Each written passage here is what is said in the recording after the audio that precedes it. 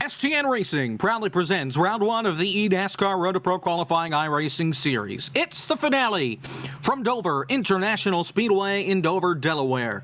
The Monster Mile has been home to fantastic racing and spectacular crashes almost every year.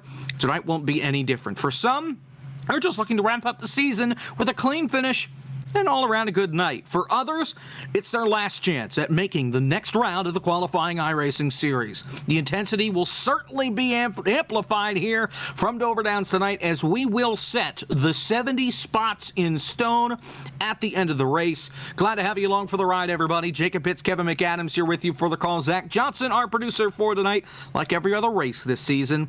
And Kevin, this track has a lot of speed, a lot of banking in the corners, but these trucks, they are on edge around this racetrack. You're not wrong, Jacob. It's the way this track is. It's almost like a roller coaster on steroids. The way these guys have to pilot around the 24 degrees of banking on the concrete. It's going to be, and we've talked about it over and over since I've joined the coverage. Martinsville, pretty insane. Dover is one of the more unknowns because, like you mentioned, big ones are pretty common here, and it's a funnel effect coming out of the corners, and you can't see the wrecks in front of you. So it's going to be a lot of challenges, but a lot of these guys have already pointed their way in. So we'll see a lot of conservatism on the strategy for some, and some guys being incredibly desperate to get the points they need to crack that top 70. Let's run through the starting grid for tonight's race. Mitchell Hunt in the 11 truck. He starts on the pole with Brandon Hoff to the outside. In row 2, Ethan Lane, Lucas Cram, Kyle Peddle in the fifth spot, with Umar Diallo in position number 6, Jose Solis Jr. in 7th, Barrett Bonner. I don't think we've said his name at all this season. Pretty much a new one here for the for the eNASCAR Road to Pro Qualifying iRacing Series second split. He starts from position number 8. Brandon Hawk and Joey Brown round out the top 10.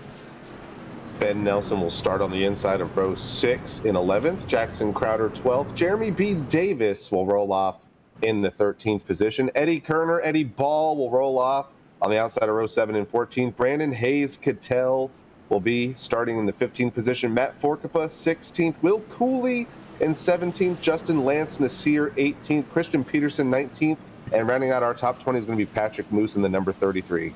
Let's fly through this because the pace car is going to make the hard left turn right about here, I imagine. Yep, there he goes. Vrabel Jr., King, Plott, Toyka, Brown, Noel, Johnson, Frisch, Lee, Brady, Overland, McCandless, Lowe, Kohler. Overland's not here. Green flag. We're underway from Dover. And unlike Martinsville, the leaders can at least make it to turn 1. We keep the first corner green, as it's all the 11 of Mitchell Hunt flying off of 2. Little bit of adversity for that number 11 machine. Almost got into it with Ethan Lane on that initial start.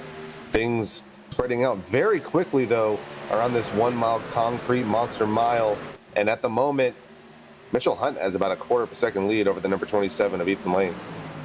Kyle Peddle to the inside for the third spot from Brandon Hoff as they come through off of turn number 2 down the back straightaway. Everybody starting to get single file throughout the rest of the field. We'll be talking about the points all night long, who's in, who's out, and all that fun stuff as Brandon Hoff gets sideways off turn 4. Lucas Cram right behind him. Identical paint schemes for the 2 and the 7. They almost make contact, but they're able to keep it clean off of 4.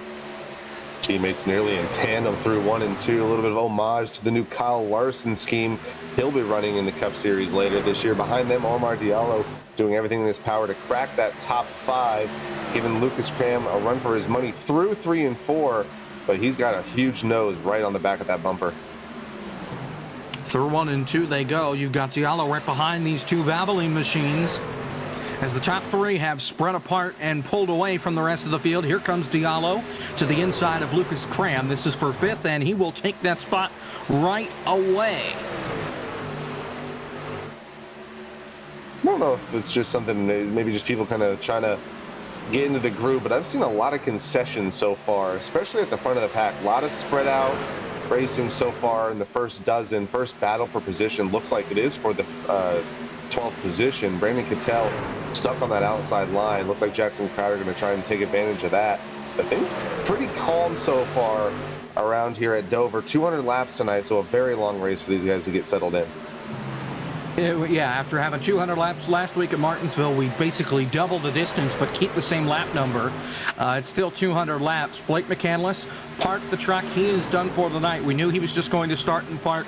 He is already locked in to the next round. In points with the drop right now, he sits 13th. So he is locked in. Some others that are in this split that are locked in right now. Let's see here. Trying to figure out who's here, not here.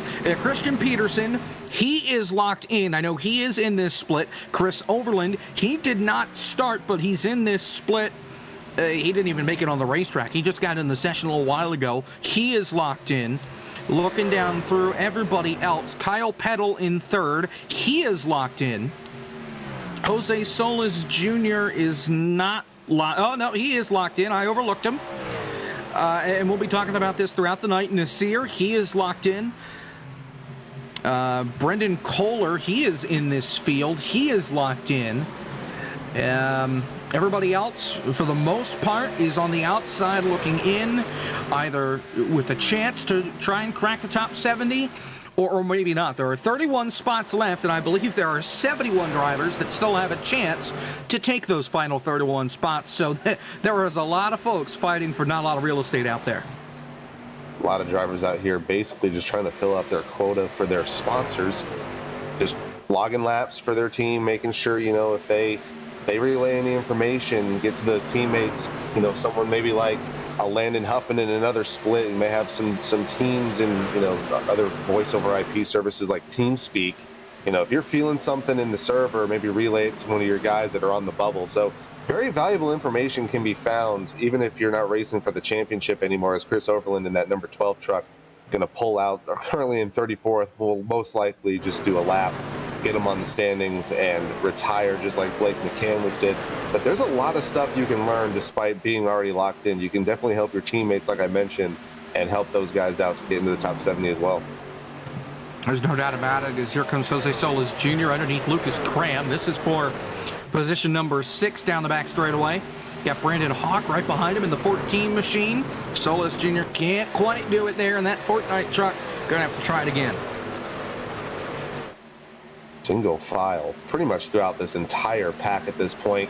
Pretty much a one groove track here at Dover. We may see the second groove come in if they can wear out that bottom. It looks like it's starting to already happen, but the way the usage is on this Dover International or Dover Motor Speedway, it's it is Dover International Speedway. Would they change that? But if we can get some good green flag racing, we may see a second lane. But right now, single file on that bottom, right next to the banking and on the apron. Talked about Brandon Hawk in that 14 machine. He is one of the multiple drivers in this split on the outside looking in that have a chance. Hawk sits tied for 87th in points, 63 points out. The further you go on down this list here, Kevin, the more points that you need to get, the more help you're going to need from other drivers in other splits with other mistakes or just not having a good car.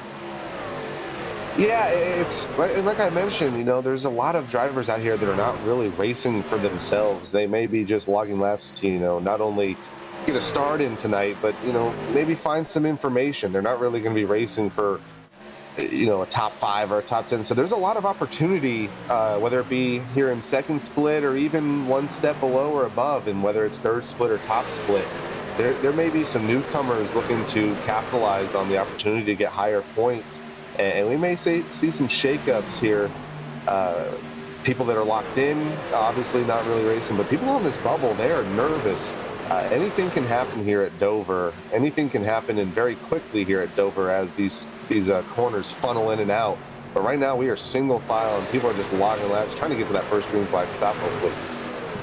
So joining us up here in the broadcast booth, as long as he's ready, Blake McCandless, who we mentioned, starting parked. He did a lap, pulled it in, shut the truck off. He's going home. He's going over to spot his teammate David Schildhaus, who's in the lower split than us. Schildhaus trying to make the round to 70. Trying to move on to this second round of the eNASCAR Road Pro Qualifying iRacing Series. And Blake, we talked about maybe trying to learn some things out on the racetrack to help your teammates. You only did one lap, so maybe not learning a ton, but I'm sure David has put a lot of work into this race. Oh, he certainly has. He did a lot of preparation trying to make that second round, and I can't say the same for myself. Obviously, with the situation we were in, we had such a good start to the year that frankly, it's better to use our time to kind of start to look forward to that second round, and already spent a little bit of time at some of those opening tracks, Knoxville, get some laps of Watkins Glen, Homestead, just to name a couple. But spending time where we need to with the way this format works now. Once you're locked in, these races for a lot of these drivers don't mean a whole lot, but as you can see right here, the guys who really have to push hard and are right around that cutoff, I was thinking they're going to be strong tonight, and they certainly are. And we do have a few folks that are on the outside that will not make it in. They're mathematically out, like Lucas Cram, who's in the 6th spot right now. He is too far back in the points. He is not going to have the opportunity to make this next round. I'm curious, if you're that far out, in your mindset, why even come out to this last race? I think it's just experience. There's something about the preparation for these races and the amount of stress that you go through that's not typical and what you generally get on the service. So, just anything really to kind of log those laps. And, it's your last opportunity to do this for another year almost. So I think a lot of these guys just want to take that opportunity and, continue to build and, hopefully learn for next year. Now, of course, there's the Firecracker 400, the Firecracker 200 that's coming up. And if I have the calendar right in front of me, I can just pull it up. It's not next, 2 weeks. No, next week. It is next week. Next weekend is when that's going on. They had the preliminary stuff go on this week. You locked yourself into the top 11 in your heat, your duel, whatever it was called. So you're moving on with the chance to either make the 400 or the 200. Talk about that. It's really awesome what Landon, Josh, Parker, all of them have done for eRacer, and especially that Firecracker 400 event, 2nd year of it, and it's only gotten bigger. 5 days of notice, they got well over 400 people to sign up for it. So that's been a lot of fun. Really love those cars. Kind of the nostalgia of the whole event is really, really fun to be a part of, and obviously things went well for us, and now it's time to bunker down and build some speed for that, while obviously not ignoring this road approach stuff either. So we'll let you get on your way in spot for David Schoenhaus. Best of luck to him in trying to make this next split. We'll try and keep an eye on everything that we can as the time goes on. We'll be here with you until the points are all calculated and done at the end of the night, and we will see you in the next round and along the road from there. So best of luck. All right. Thanks, guys.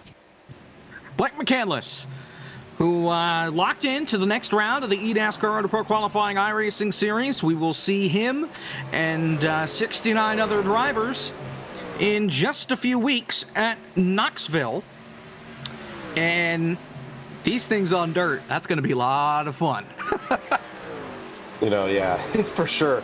And I've talked to Blake about not only Firecracker, but the Road to Pro event at Knoxville. He's going to have a busy few days. Got qualifying next week on the 23rd and the 24th. A couple of us made it. Myself, notables like Sean Butler and company also made it. So we're going to be busy with that. But he's also going to be busy getting ready for one of the most unknowns with some pretty big importance attached to it. Knoxville is a huge wild card to start the season off. These guys don't even know how the points are going to work with Knoxville. So he's got a lot on his plate. Congratulations to Blake McCandless on essentially locking himself in with that starting part.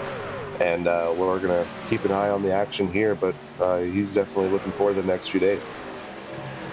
Yeah, it's certainly all things good with Blake McCandless right about now. And of course, we will have information on how things will look with the second round of the eNASCAR Auto Pro Qualifying iRacing Series, how it will be covered. We'll have that as we get further along throughout the night. As Kyle Peddle, while we were talking there, got by Ethan Lane. He is in the 2nd spot trying to chase down Mitchell Hunt. And again, Kyle Peddle is already locked in to the big show. He is 25th in points with the drop right now. based on the last 7 starts with the drop. So not including tonight and counting, and not counting his worst finish. Certainly looking strong in that 10 machine. Approaching the halfway point, it looks like, on our first green flag cycle. And he's about a 10th quicker than our counterparts in this top 3. Passed Ethan Lane a few laps ago to take that second place position. And he's already gapped about a second over that number 27 of Ethan Lane. And he is definitely catching Mitchell Hunt. Last lap for Mitchell, a 2.56.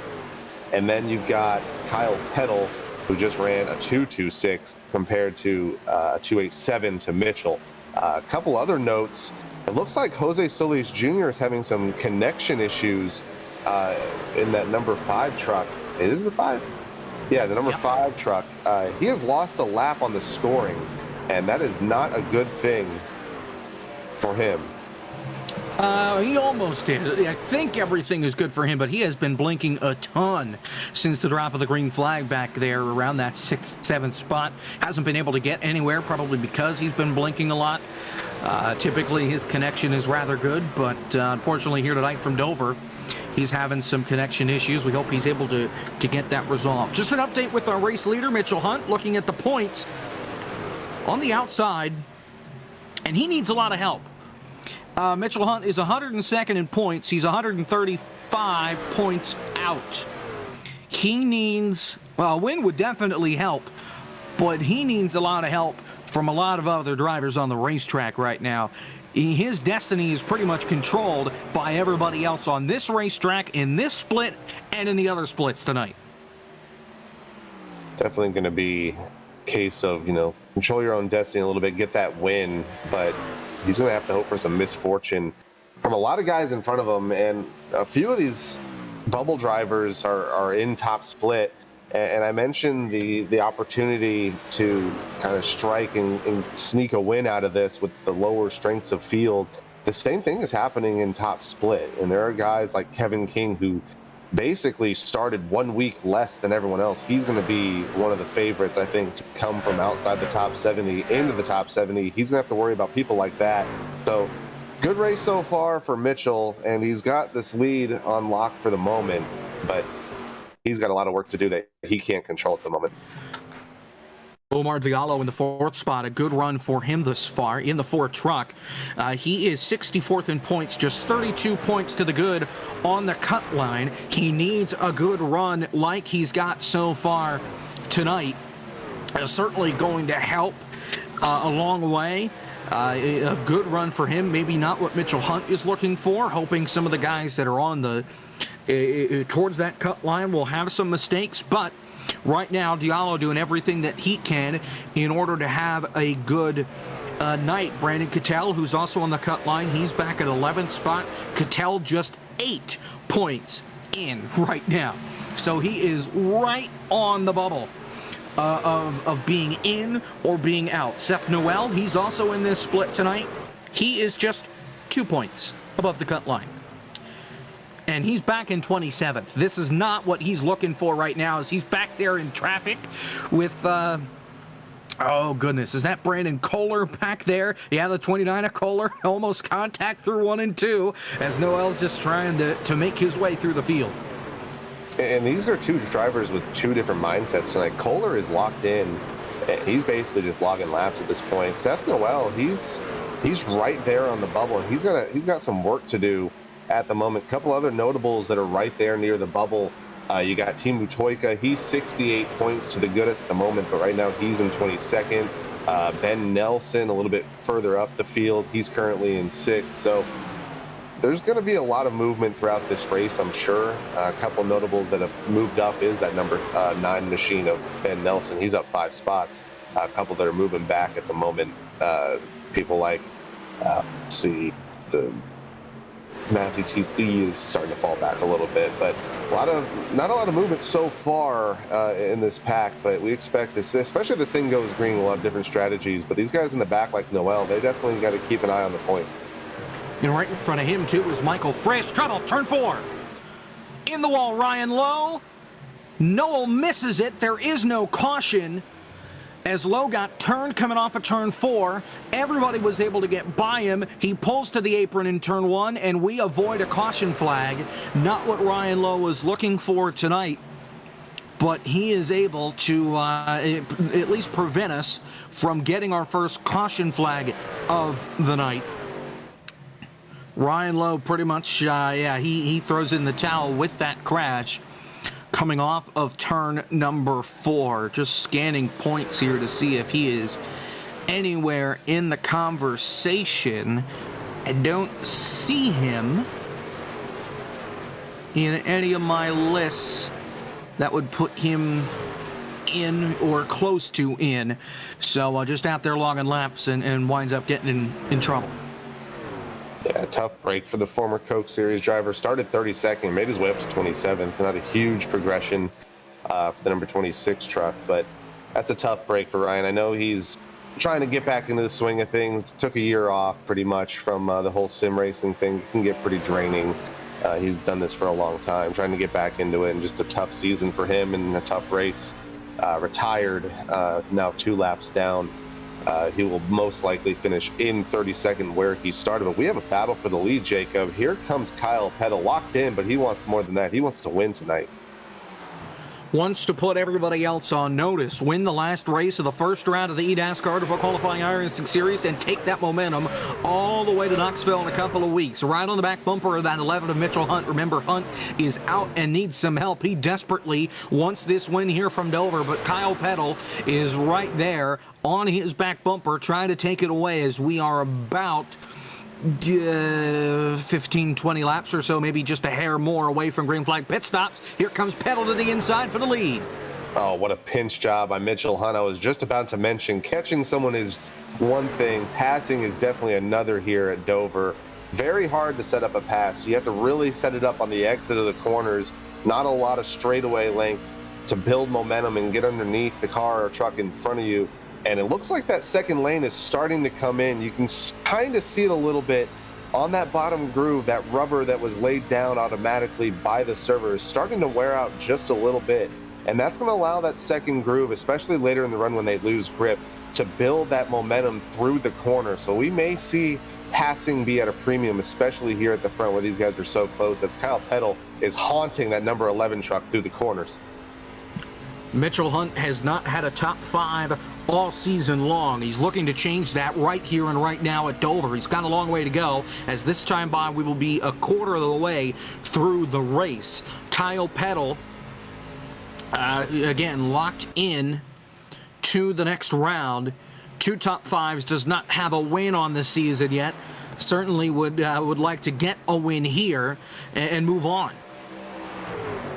Oh, for sure. Oh, man, Mitchell got loose. This might be Kyle's opportunity. Goes low. Going to have the spot. Let's see if he can get the momentum. He gets a little bit tight. Mitchell doing everything he can to hold that number 10 truck on the bottom. And these guys sweep up right against that wall. Nearly contact into that outside safer barrier is the number 11 truck of Mitchell Hunt. And this may be bringing on two other trucks into the mix. Ethan Lane is starting to catch up to this pack, as well as Omar Diallo, who has been catching Ethan the last few laps. So if Mitchell can hold on long enough, maybe wear out the right side tires a little bit for that number 10 truck, hold him off, as Kyle does get the edge off of 4. I thought Mitchell Hunt was going to wind up putting himself and or Kyle Petty in danger of crashing there with the pinching. A little early for it. I understand the desperation that Mitchell Hunt's in, but that got very, very tight, and I was concerned for the well-being of both of them going around side by side. But Kyle Petty gets away, Mitchell Hunt falls back a little bit more, and Ethan Lane and Omar Diallo got the fishing poles out and are trying to reel in this 11 and eventually catch the 10 truck out in front. Mitchell Hunt definitely on trying to rebound here. He's ran a 6.75 last lap, maybe just because he was on the outside. I think he might have overcooked his tires just a little bit. Get back in the groove here. He's, points racing is definitely going to be a thing tonight for that number 11. He definitely wants a win, but like we mentioned, Jacob, he's got to have a lot of help. And one way to not help yourself is taking yourself out. As we almost saw him battling Kyle. He almost took him and the number 10 truck out on turn 4 a couple laps ago. So just kind of gather things up. If these guys behind you are faster, learn a little bit, maybe get the crew chief into it and let them know, hey, this thing on the long run is a little bit hurt. We got a good piece on the short run, but maybe get a little bit better on the long run, as Ethan and Omar, as they're battling, are catching that number 11. Yeah, Diallo right to the back bumper, that 27 of Ethan Lane. As we've got a snarling pack back in the 10th spot. Joey Brown stood up the racetrack in front of Brandon Hawk. Here comes Crowder. We got trouble. Turn 2, they saved it. The 34 of Jackson Crowder with an incredible save down on the apron in turn number 2 to the back straightaway. Kept it off the inside wall, I think. And we stay under green. That's the second almost caution flag of the night. That's 2 near misses here at Dover, and they've gotten lucky so far. 56, now 57 laps logged in very quickly here at Dover International Speedway. It's only 9:34. These guys have only been racing for about 25 minutes. So they're logging laps quickly. And if we don't really get a lot of cautions here tonight, Jacob, passing going to be very important, especially on these longer runs. You're not going to have that opportunity to, pass on these restarts, as we have a battle for 3rd position. It looks like Omar Diallo going to try and get that spot. And I think there's contact. Brandon Kohler, I think, just tried to wreck somebody in the back, trying to see if there's anything. I heard some contact. Oh, they're trying to wreck down the back stretch. Christian Peterson has to avoid the 23 of Matt Forkipa. And it looks like there is someone that had damage, but there's a lot of chaos all over the track. Yeah, and Frisch is right in that. Frisch is barely in right now, so he really can't afford to be involved in this hornet's nest. Forkipa moves up to the outside. He's got the 34 right on his back bumper of Jackson Crowder. He was involved in that last mess coming off of 2. But certainly tempers are having an impact here early on, as we're not even at our first green flag stop of the day, as Forkipa gets hit from behind by Timu Toika. Toika drives to the inside and almost turned Forkipa down the front straightaway. So that 23 now with damage on the back end of that race car, he certainly is not having a great old time. And Forkipa, if I have this right, he is on the outside looking in.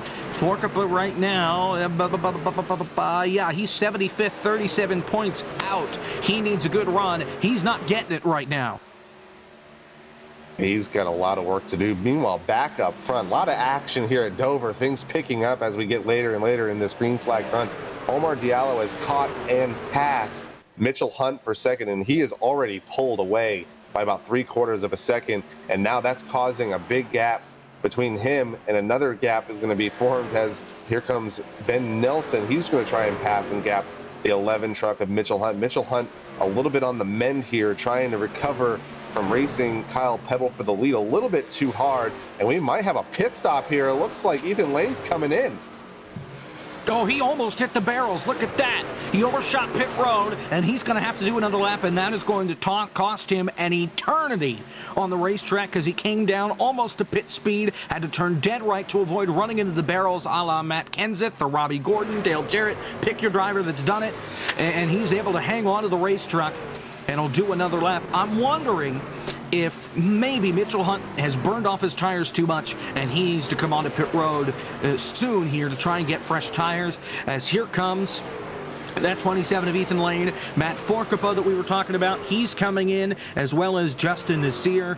Everybody else, it looks like, for the most part, will stay out for the time being. But the window is open here for the first round of green flag stops. Trouble, turn 4.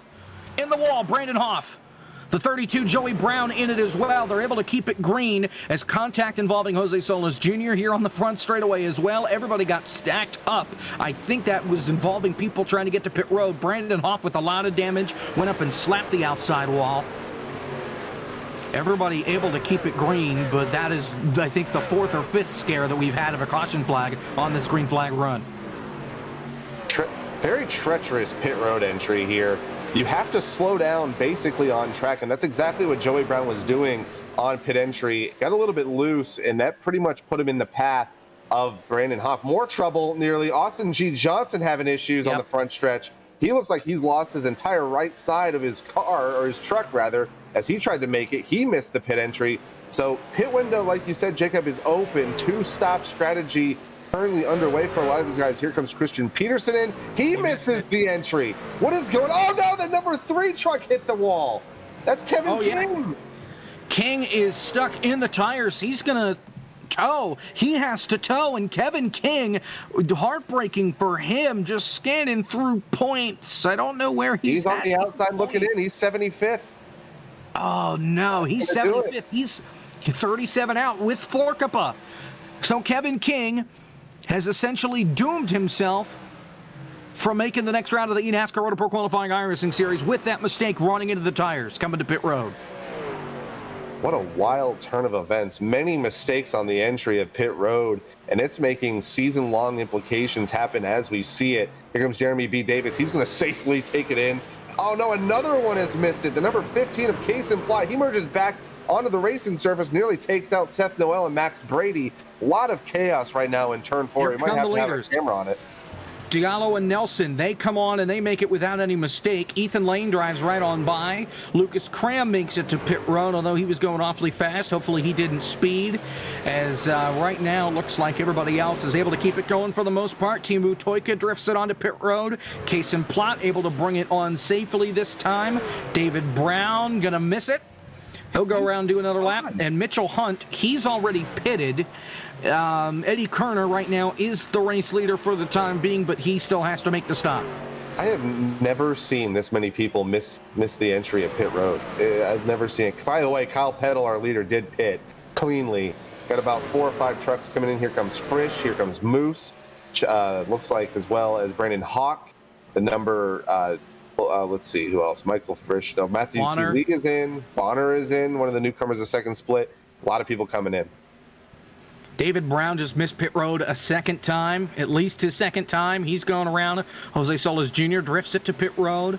It is a minefield out there for some of these guys. As look at this, Austin G. Johnson and Christian Peterson blowing by the outside of the 24 of Seth Noel. He has not pitted yet, if you couldn't tell. He is crawling out there. He's in the second spot for the time being. He's coming in. Yeah, he's got to be coming in here shortly, I would imagine. As right now, Eddie Kerner is still your race leader. He's on pit road. At least he'd like to come in. He missed it. So Noel, a mistake for him. Remember, he is on. He's in barely. He's 2 points to the good. He needs a perfect run tonight, and he's not really had it thus far. Talked about earlier, the lack of passing opportunities. If you didn't make a mistake on this pit schedule, you might get 8 or 10 spots. These guys have just had huge issues trying to enter the pits. Seth Noel almost hits the barrier again in turn 4. Kevin King is back out on the racetrack. Position number 29. Damage to the front of the truck. He's 6 laps down. There's a chance, but not a good one, that he's able to make it in. We've got 24 trucks on the lead lap. Will Cooley, the first one, a lap down. Kohler and Brown also a lap down. Cram 2 down, and then King 6 down. Brandon Hoff 8 down. Joey Brown has parked the truck. He's 8 down. Overland is 8 down because he missed the first 8 laps of the day. He's got a pretty strong truck otherwise. One of the big winners on this is definitely that Kyle Peddle truck. Throughout the chaos, has now opened up a 4.8 second lead over Ben Nelson, who has now taken over second through the calamity. Ethan Lane is now falling back to 4th. Omar Diallo is now 3rd. Mitchell Hunt getting underneath Ethan Lane on those older tires. He's going to be back in 4th now. Ethan Lane in 5th. All right, well, let's take a breath. We survived the first round of green flag pit stops. I don't know how, but everybody survived. Nobody really got hurt. Kyle Peddle is the race leader. Then it's Ben Nelson, Diallo, Hunt, and Lane, your top 5. Cattell, Davis, Kerner, Forkapa, Hawk, your top 10. We're going to go side by side here. 75 laps are complete here at Dover. Kyle Peddle is the driver out in front in the last race in round 1 of the eNASCAR Road to Pro qualifying iRacing series here on STN. We're back in a moment. You won't miss a thing. We go side by side.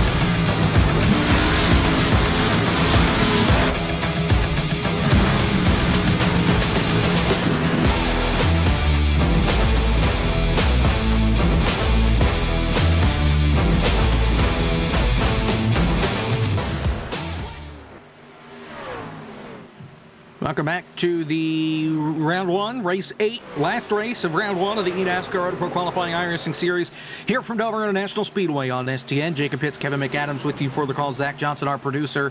We have made it 81 laps complete without a caution thus far. Now make it 82. It's Kyle Pettle out in front. Mitchell Hunt led early on in this one. Kyle Pettle was able to take the lead, and he hasn't looked back since, except for under that green flag pit stop where we saw a lot of chaos, but we were able to make it through without a single caution.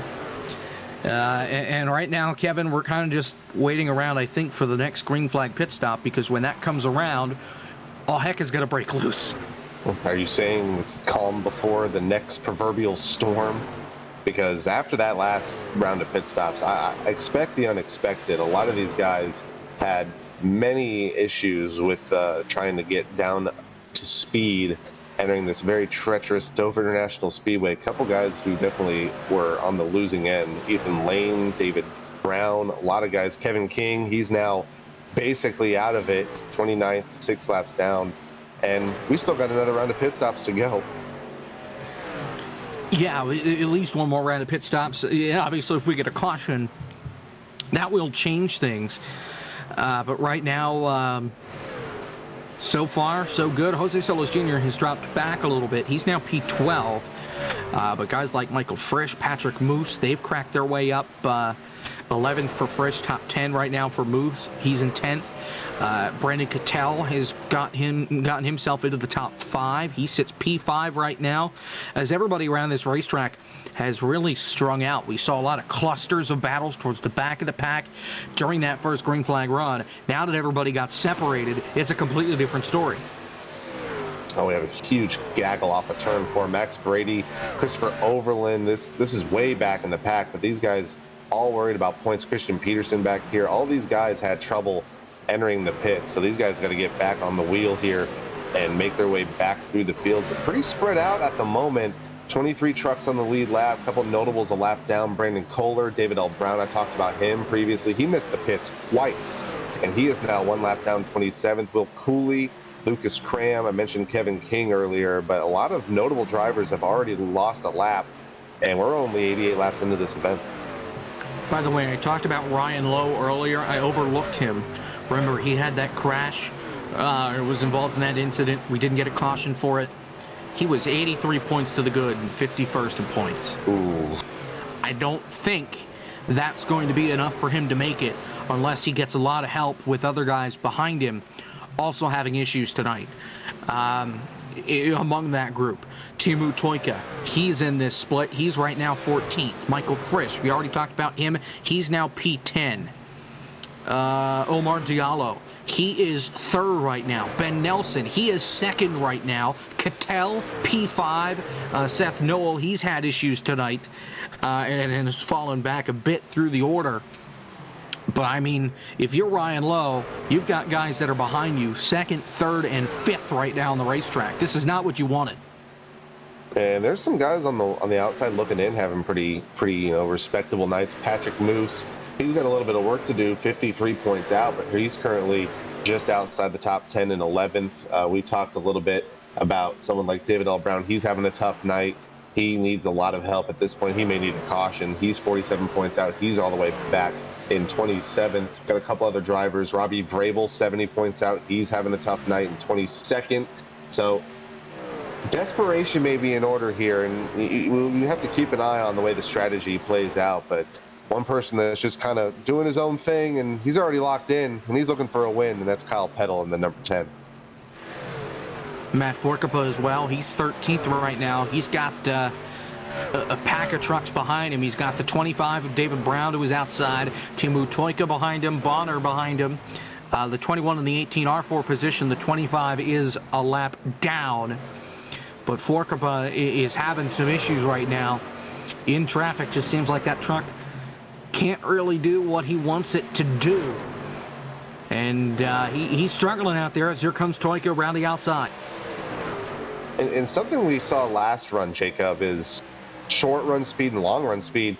these guys are on different strategies in terms of when they pitted. So some of these guys about 8-10 laps, lot more tires, much more tire wear around the people around them. Oh man, Matt Forkappa gets a little bit loose, almost hits Barrett Bonner out of turn 2. But there's a lot of stuff going on right now in this pack. A lot of movement, a lot of people moving up because of the pit strategy, and they're having to deal with live traffic, having to deal with people who have faster tires behind them, trying to get around them as fast as possible.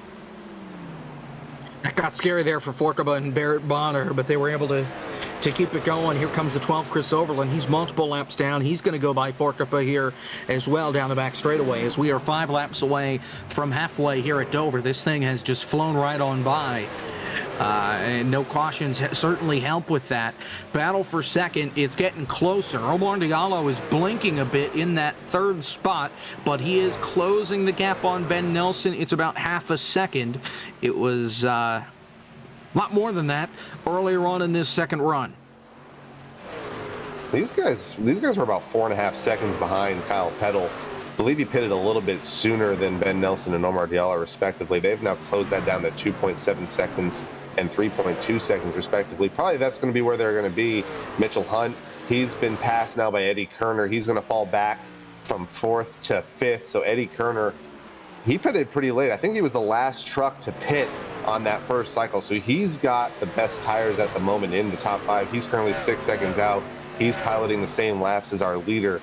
But a couple of these guys are now falling back, and they're paying the price for pitting a little bit earlier than the guys around them. Kerner was one of the last trucks to pit, if not the last one that was at least in contention and on the lead lap to come onto pit road. His tires are 3 laps fresher than Diallo and Nelson in front of him, 5 laps fresher than the race leader Kyle Peddle, and the 11 of Mitchell Hunt, who he just passed for that 4th spot.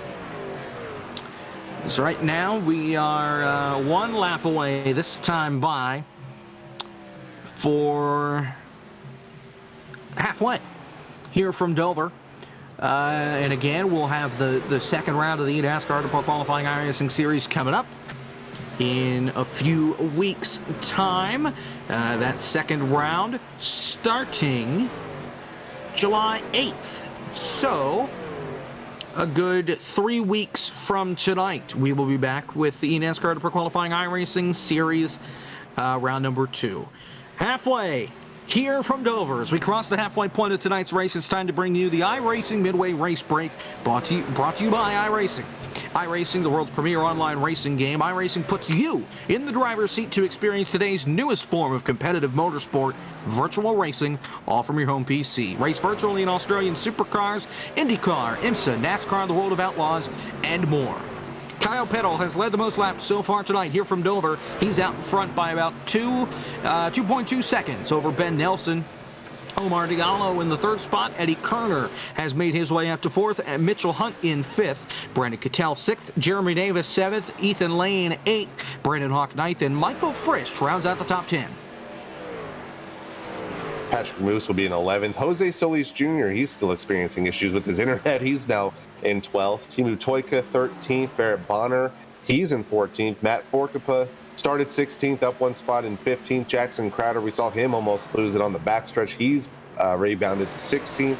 Kason Plott 17th. Matthew T. Lee is in 18th. Max Brady 19th. And Justin Lance Nasir currently in the 20th position. And Nasir is the last one on the lead lap. Christian Peterson, 21st, a lap down.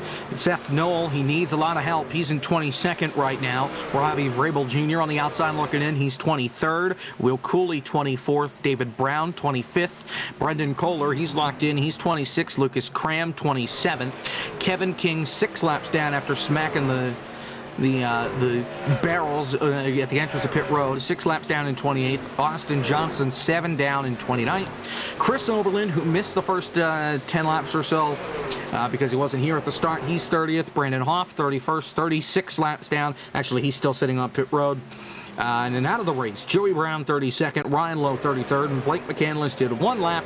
He is 34th and the last position for the race here at Dover. This concludes tonight's iRacing Midway Race Break with over 170,000 drivers on the service and over 90 laser scan tracks and cars to choose from. iRacing is your portal to the racing world. Get on track today at iRacing.com. Looking around for battles on the racetrack, and, well, not really having much luck. Ben Nelson's pulled away from Omar Diallo since we last talked about that battle. The gap's now 7/10 of a second. Looking back through the rest of the field, the closest gap is Jackson Crowder and Matt Forkapa. That's for 15th right now. About almost 3/10 between these two trucks. Very calm right now, and like we mentioned before, I think these guys are just logging laps. We saw the first round of pit stops was pretty treacherous. I think these guys know when the breaking point is now. So at this point, you basically just trying to get what you can. Right now, the current lucky dog is Seth Noel in that 24 truck. He's 21st, one lap down. He just passed Christian Peterson, who currently is in 22nd, one spot behind him. He just passed him for the lucky dog position, and he needs a caution. This is starting to get to the point where, you know, we're just past halfway and this thing is trending green. So he's maybe starting to sweat a little bit. He's only 22 points to the good, and he needs, you know, he needs to have some good fortune tonight to get back into the swing of things and get back into the good points for the rest of the race. Well, remember, you weren't here for this, so you may not remember this, but for those of you that have watched Second Split religiously over the last few months, our first race at Las Vegas in the Second Split went caution free. We went flag to flag without seeing the pace car on the racetrack. It came off the racetrack when we got the green flag, and it did not come back out. It stayed where it was at the end of pit road, and of course we had that fantastic finish between Santiago Tires and Nicholas Shelton, neither of which are in this split tonight. And let me look through. I believe Tires is locked in. He's 29th in points with the drop. Shelton 17th in points with the drop. So both of them, both the stars from that race, they are locked in to the next round. So we will hear from them at some point or another in the second round of the eNASCAR Road Pro Qualifying iRacing Series. A lot of fantastic drivers that we will see once the second round comes around. Looking at our leader, he's starting to catch a pretty good amount of trucks here on the backstretch. A lot of good drivers here within a couple of seconds of being lapped. Matt Forkapa is 16th, Brady 17th, Kason Plott 18th, Matthew T. Lee 19th, Lance Nasir in 20th, all on the same straightaway as our leader of Kyle Peddle. These guys are in jeopardy of going a lap down, and the more these trucks get lapped, smaller the lead lap field will get, obviously. And then, you know, you got people like Seth Noel I just talked about. He's going to get into desperation mode. I mean, I've seen crazy things happen in the sim racing world, but I think these guys are going to be looking at those points and jamming those calculators, trying to figure out where they need to finish, where others were finishing, where they would be. So it's going to be really interesting as this race transpires, if we see any kind of chaos at the end.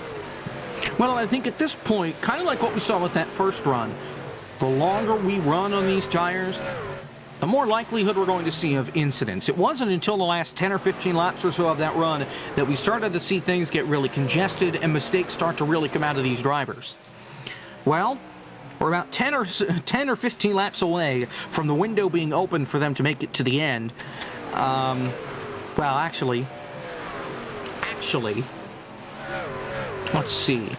If Peddle stays out another 20 laps, that'll get him to 136.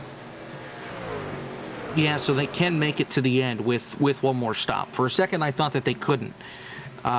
Those that pitted early, like Ethan Lane, who pitted 52 laps ago, he's going to be pushing it on fuel.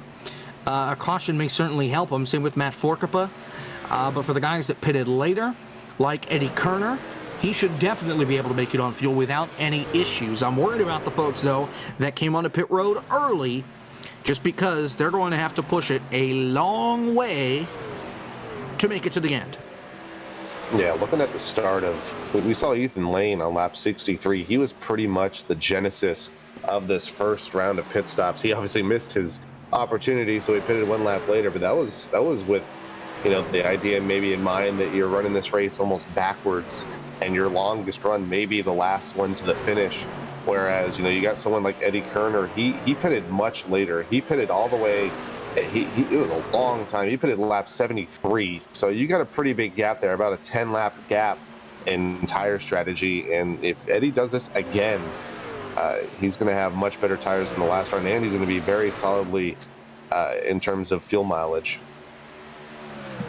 Yeah, Kerner right now in fourth. He has gained a lot of spots. He was in the back half of the top 10 at the start of the night. Looking over at the top split race right now. Strauss is leading. There you see the number 3 truck. Tucker Minter in second.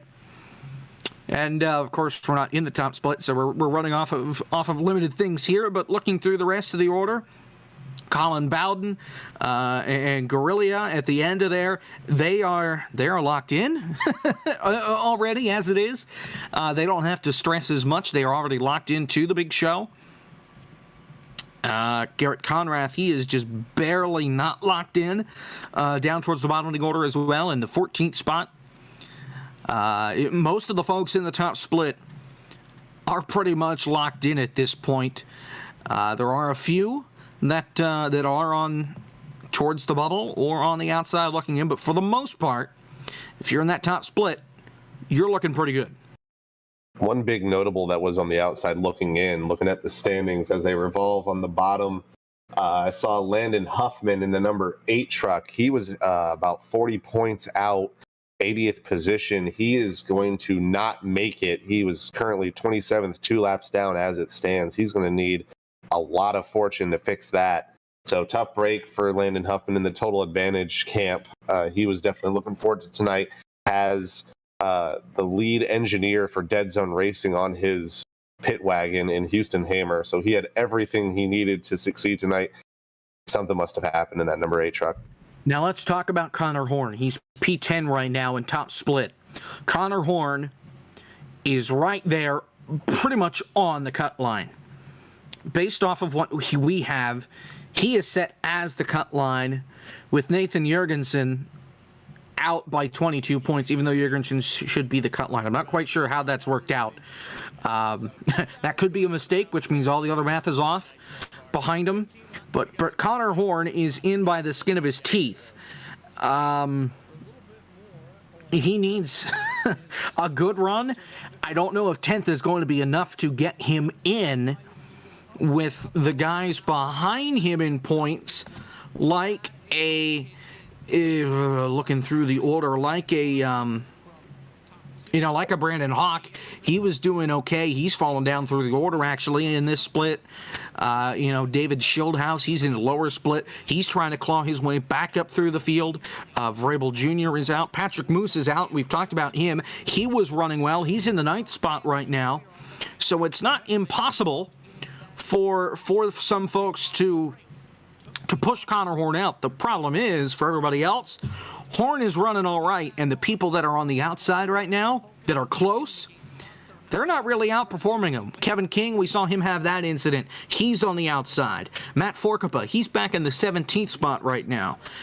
So it's not looking good for him either. We already talked about Landon Huffman in top split. He's pretty much out of it. Patrick Moose might be one of the better shots that exist to topple Connor Horn and knock him out if Horn can't improve his position, but Patrick Moose can.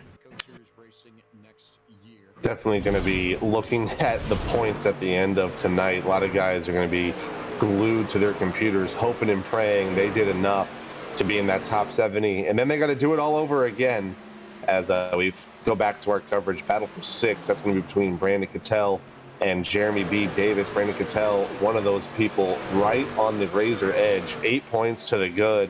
Hearing some people having to pit. Looks like Robbie Vrabel has sustained enough damage.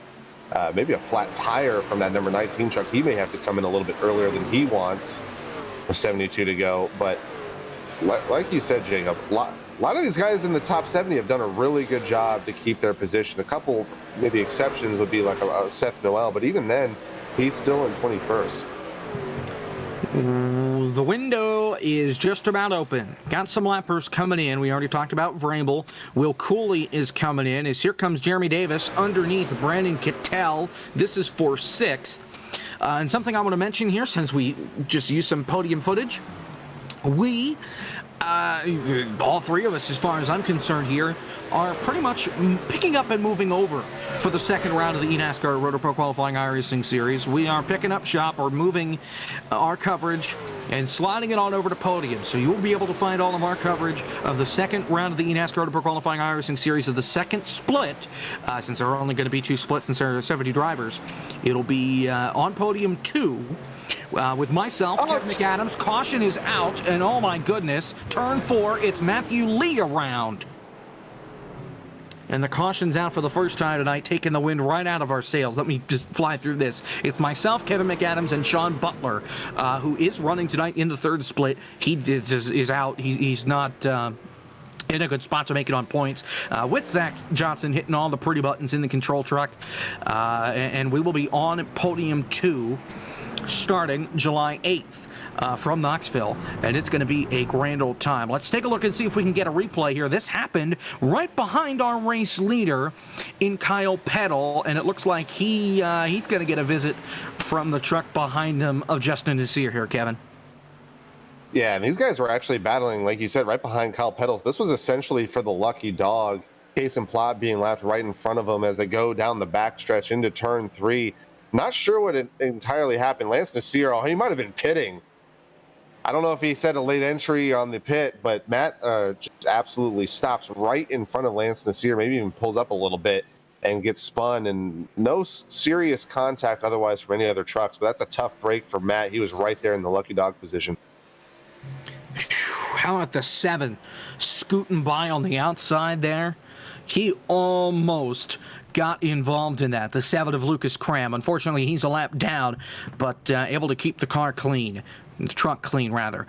Pits are open. It's feeding time at the zoo. Kyle Peddle wins the race off pit road. Then it's Ben Nelson. Then it's Omar Diallo. And then it is Eddie Kerner and Mitchell Hunt. Justin Nasir stayed out. I'm trying to figure out how this is going to work. I believe he's a lap stayed down. out, but now he's falling back to behind Nelson, so I'm not sure if he was the free, might have been the free pass here, now that I think about it. And will come in here. Maybe he took his free pass too early. I'm not sure. But now the lappers will come in, and it looks like Nasir will come in with these guys as well. I'm trying to look at the scoring and see if he's already back on the lead lap. I guess he is. So it might be right. I believe he is the lucky dog.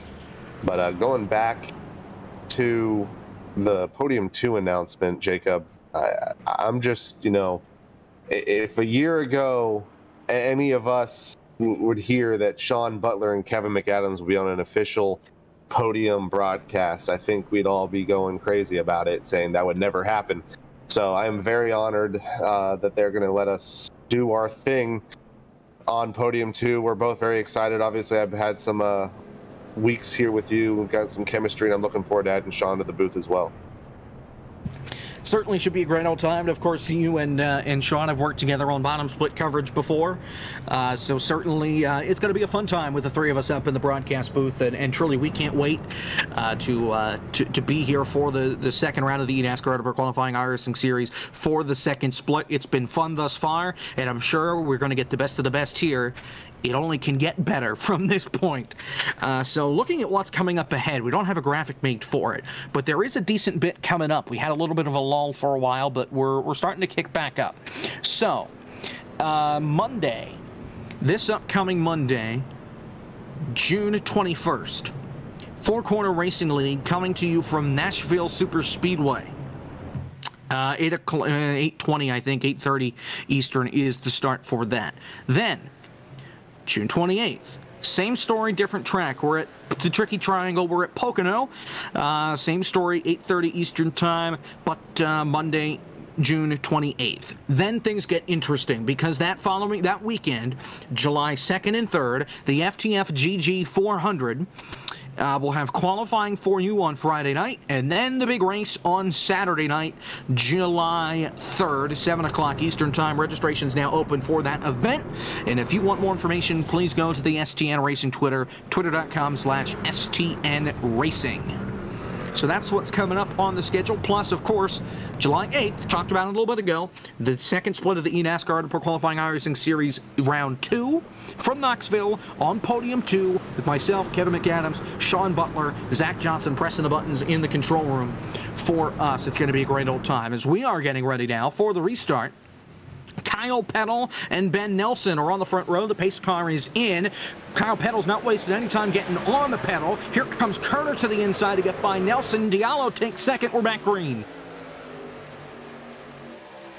Bit of a struggle on that outside line. Ben Nelson, restarting in the middle of the corner can cause issues like that. Ben Nelson just did not get a good restart. Eddie Kerner, I believe, was on the verge of getting a black flag if he passed that number 9 truck right before the start finish line. He slowed down a little bit, kept his momentum as best he could. He's going to get underneath Ben Nelson. That, like I said, is going to be for third. And then behind him, here comes Mitchell Hunt. Was going to talk about Mitchell Hunt on that last caution. He may not want this to stay green here. He needs short runs to be as fast as he can. He did not have a long run truck last time by, as they're still battling for that third spot.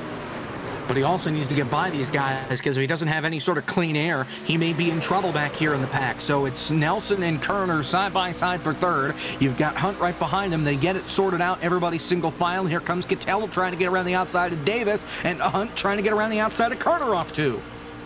Business picking up out of turn 2. What a move by Brandon Cattell, making that second line work. It maybe finally warmed in a little bit to get that second lane going, gets around the number 22 of Jeremy B. Davis, put him in the 6th position. Here comes Cattell again, trying to get around Eddie Kerner. That number 28 truck is hooked up right now on this early run. Kerner slides up the racetrack, shuts the door, and now Cattell goes to the inside. The outside line also worked for that 11. He's going to try and go around the outside of Ben Nelson. While he thought about it, now he will as Cattell gets by the inside of the 8. Here comes Hunt storming up the top off 4. Oh, nearly contact. It's Mitchell Hunt narrowly needles his way through turn 4 around that number 9 truck. Here comes that short run speed, that 11 HPM motorsports machine. He's all over the back of Omar Diallo. He's now looking for second, maybe even trying to go up to Kyle Peddle for the win. He's trying to get there. He's got the short run speed. Remember, Mitchell Hunt on the outside looking in definitely needs a good finish, a great finish. In fact, a win would be fantastic, but he needs some help from some others. He storms around the outside of Omar Diallo. Remember, he's just barely in. Moved the 11 truck to position number 2. Now he's got to try and catch Kyle Peddle. That pass for second binds up the number 4 of Omar Diallo, and he's now going to be under fire once again from Ben Nelson. He's going to try and capitalize on the mistake of Diallo out of turn 2, look for third. Behind him, another quick comer is that number 28 truck of Brandon Cattell. The high line is definitely, that second lane is definitely coming in. They're going to be 3 wide down the backstretch. Diallo knows that he is in with a clean race. He backs off, and he is going to take down 5th as Cattell and Nelson advance to 3rd and 4th.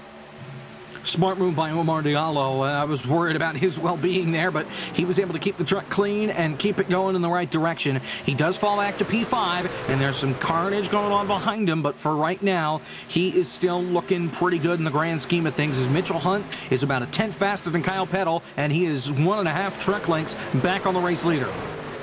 5th place would most definitely be a good enough result for Omar Diallo. He knows that if he has any trouble, his season is in jeopardy as they're starting to stack up behind him. Eddie Kerner trying to get out of this pack. He is now solidly in the 6th position. Then you got Davis, Moose, Frisch, battle for 10th between Toyka and Brady. Behind them, Case and Plott and company. Big pack out of turn 4. Yeah, Timu Toyka back here, Max Brady and Plott. You were just talking about it. This is pretty much the biggest battle on the racetrack right now, the tightest racing going on the racetrack right now as we are closing in on 75% through this event. As we are 145 laps complete here from Dover, Delaware.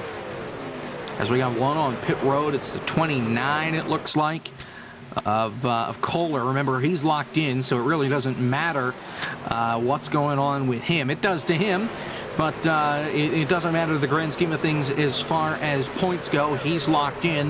The only thing that could get him knocked out would be if his iRacing account were to get suspended or something, or if he would somehow lose his A license. Other than that, he's moving on. Currently looking at a battle for 15th. Jackson Crowder underneath of Lucas Cram. He's actually a lap down, so that is not for a battle, but right in front of him, a little bit disappointing to see. A little bit of trials and tribulations entering the pits in the first round of pit stops around lap 63. Just hit the wall entering turn 3. Ethan Lane is now all the way back in 14th, started third, was battling our leader for the lead at the early stages of the event. He has now fallen outside the top 10, so he's looking to rebound as these guys starting to single file out. As that inside line develops a little bit more track heat, these guys are going to stay on that bottom line and try to make sure they stay there, because that's going to be the preferred lane from here on out, it looks like.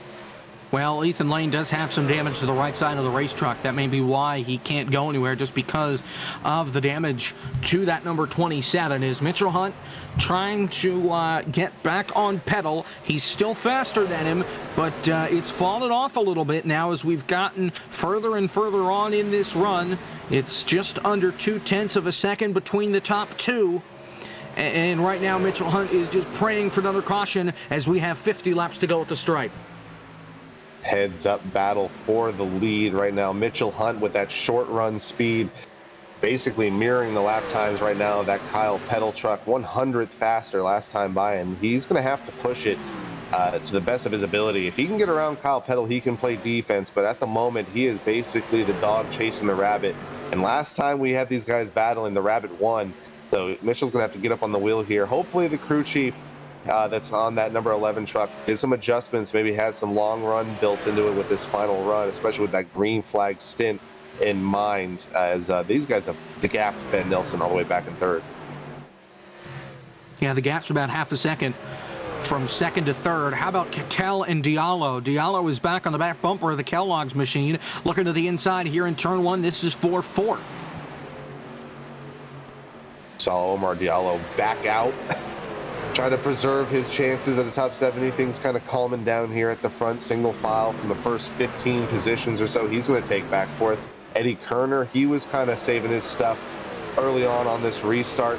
He's now looking underneath. Brandon Cattell nearly hits the wall, and that 28 truck is Cattell. Maybe tagged it a little bit out of turn 4. Not 100% sure, but he's going to lose and concede that spot to Eddie Kerner. He's going to fall back outside the top 5. Restarted outside the top 5, so no loss there so far for that number 28 truck, but he might have used his stuff up. He's falling back. Gotta wonder if maybe Cattell has used his tires up here on the restart. That's why he was able to fly out in front, and now he's paying the price, and his tires are molten lava and just can't get any grip out of them in the corners, and that's why he's falling back. Oh, for sure. And I mean, we're even looking at a little bit, you can kind of see the gap starting to get a little bit bigger between Mitchell Hunt and Kyle Peddle. 0.2 of a second slower in that 11 truck. And we saw Mitchell doing a lot of hero moves on that outside line. And like you mentioned, Jacob, you can really heat up your tires very quickly if you're not out of the preferred groove.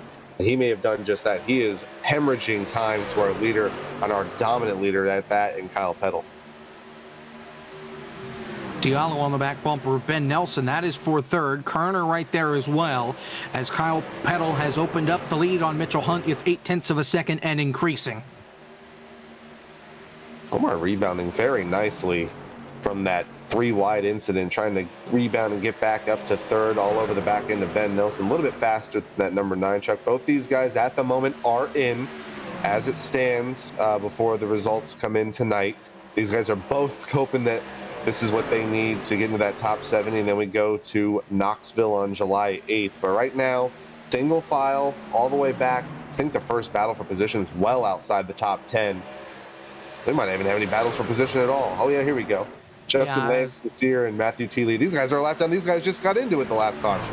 Yeah, and of course, it's Lee bouncing it off the outside wall a little bit in turn 2.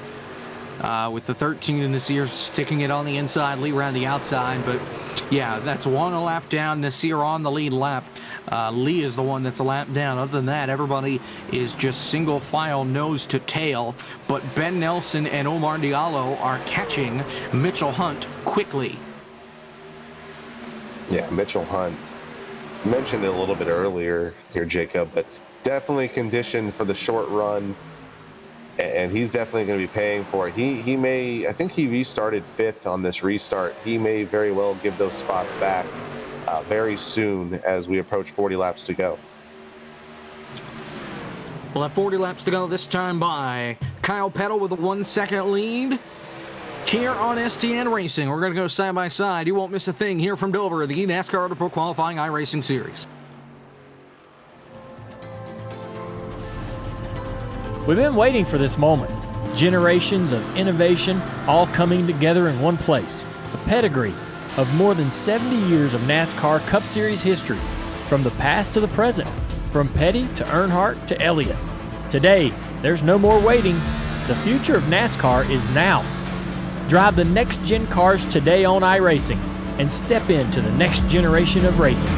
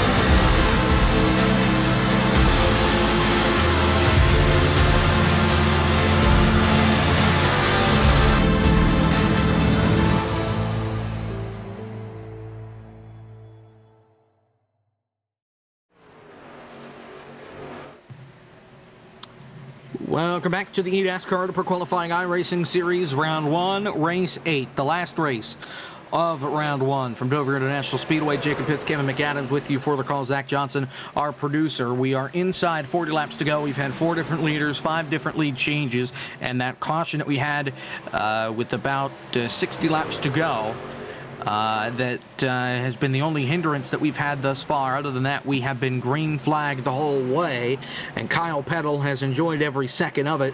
He's got a 1.3 second lead over Mitchell Hunt, and Hunt has some company. The three amigos and Nelson, Diallo, and Kerner are slowly reeling him in. There's some chatter on the comms. Brandon Cantell just letting everyone know he just needs a good finish, man.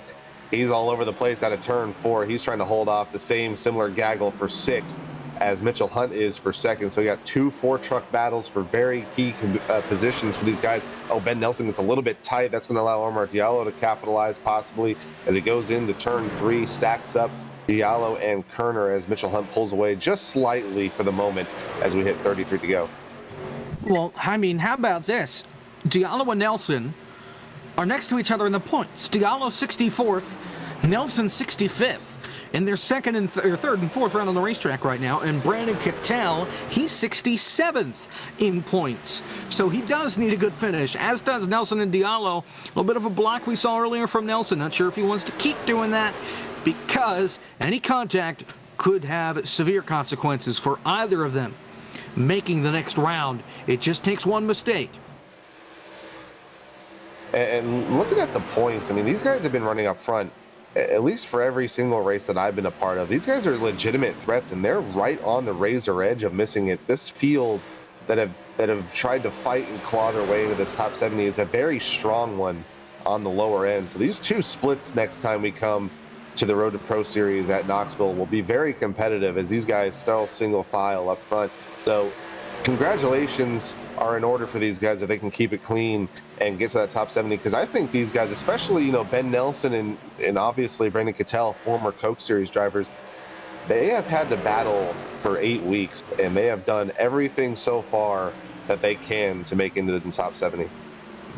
They had to survive a plate race, a Martinsville race. Heck, they had to survive, if they were in the second split race, a caution-free race at Las Vegas and an almost caution-free race at Atlanta to start out the season. They had to survive a Darlington race, which is never easy. The first half of the schedule is grueling, and the second half of the schedule doesn't get much easier, to be completely honest. Looking at the order, Knoxville to start things off. Then we go to Homestead. Then we go to Watkins Glen, the lone road course on the schedule. We go to Rockingham. Not a lot of experience there with these cars because we don't run there much. Texas, Bristol, oh boy, and then we wrap things up at Phoenix. So it is a complex round number 2 as far as the schedule goes. A lot of diversity. No plate tracks like we saw in this first round. But I think we've got just about everything else in this second round. I see a lot of parity, a lot of variety. You know, these guys, especially, you know, the setup builders, they got their work cut out for them, especially, you know, with Knoxville next week. That's a huge unknown. But, you know, not a lot of road course racing happens in these trucks. So these guys definitely have their work cut out for them. They're going to have to do everything in their power to race cleanly, as we have more battles for position in the back. But these guys are going to have to do everything they can to just be flawless. Almost reminds me of how, you know, the 2004 chase was. You got one mulligan, and that was pretty much it if you wanted to be in the thick of it. And the way this field is, we're going from, you know, 70 drivers down to 20. I think you got to have a nearly perfect season to get into that top 20. You are going to need a perfect season in order to get to that top 20 and make it to the contender series. There really is no doubt about it. But, you know, one thing that is going to make it easier, I just heard Robbie Vrabel complain on the radio. I thought that meant that there was a caution coming. We've got chaos going on in the back 4 spots between Vrabel, Matthew Lee, Kevin King, and Will Cooley back here. They are stacked up, or they were stacked up. They've gotten it single file in a conga line right now. Jackson Crowder pulled the plug. He's done for the night. He was on the lead lap. I wonder what happened to he was spinning. He was spinning into turn 1, and I think he pulled the plug per se. Nice little Alt F4 in order to keep this race green. It happens, and it can be a smart move. Here's the replay. Oh, contact with Forkapa. He could have saved. Oh, come on, Jackson. He got it, bud. Oh, well, he decided he had enough, and it's such a shame because he was running pretty well tonight. But I guess at this point, he thought, well, is it worth it? No, let's go home. That brings our field down to 17 trucks on the lead lap. Still leading. Kyle Peddle has a 2-second lead over in Mitchell Hunt. He has now gapped a little bit to that battle for now what is 3rd. Ben Nelson 3rd, Omer Diallo 4th, Eddie Kerner 5th. Not missing much in the front. Pretty much single file anywhere. And, you know, I think these guys, especially those that are on the bubble, they just want this race to get over with, and they're hoping for a clean race. You got Chris Overland a couple laps down, kind of just minding his own behind this battle for 6th, maybe keeping an eye on his teammate Brandon Cattell. But if a yellow happens, we may see some chaos, because you got someone like Seth Noel and David Brown. These guys are on the outside looking in. They're a lap down. They may take the wave around and have some chaos happen for them. Yeah, we'll have to see what happens. And going back to the schedule for the second round, the only thing that helps these guys out is the fact that the Truck Series is going to Watkins Glen this year. So they're going to have the ability to run some races at Watkins Glen that aren't Road to Pro, that aren't private sessions, race around other folk, try and see how things go, because this is the first time that the trucks have gone to Watkins Glen, and it's certainly going to be interesting to see how they play out, because they're certainly not going to handle like Cup cars do, like the Xfinity cars do, or like sports cars do around that place. It's going to be very interesting to watch.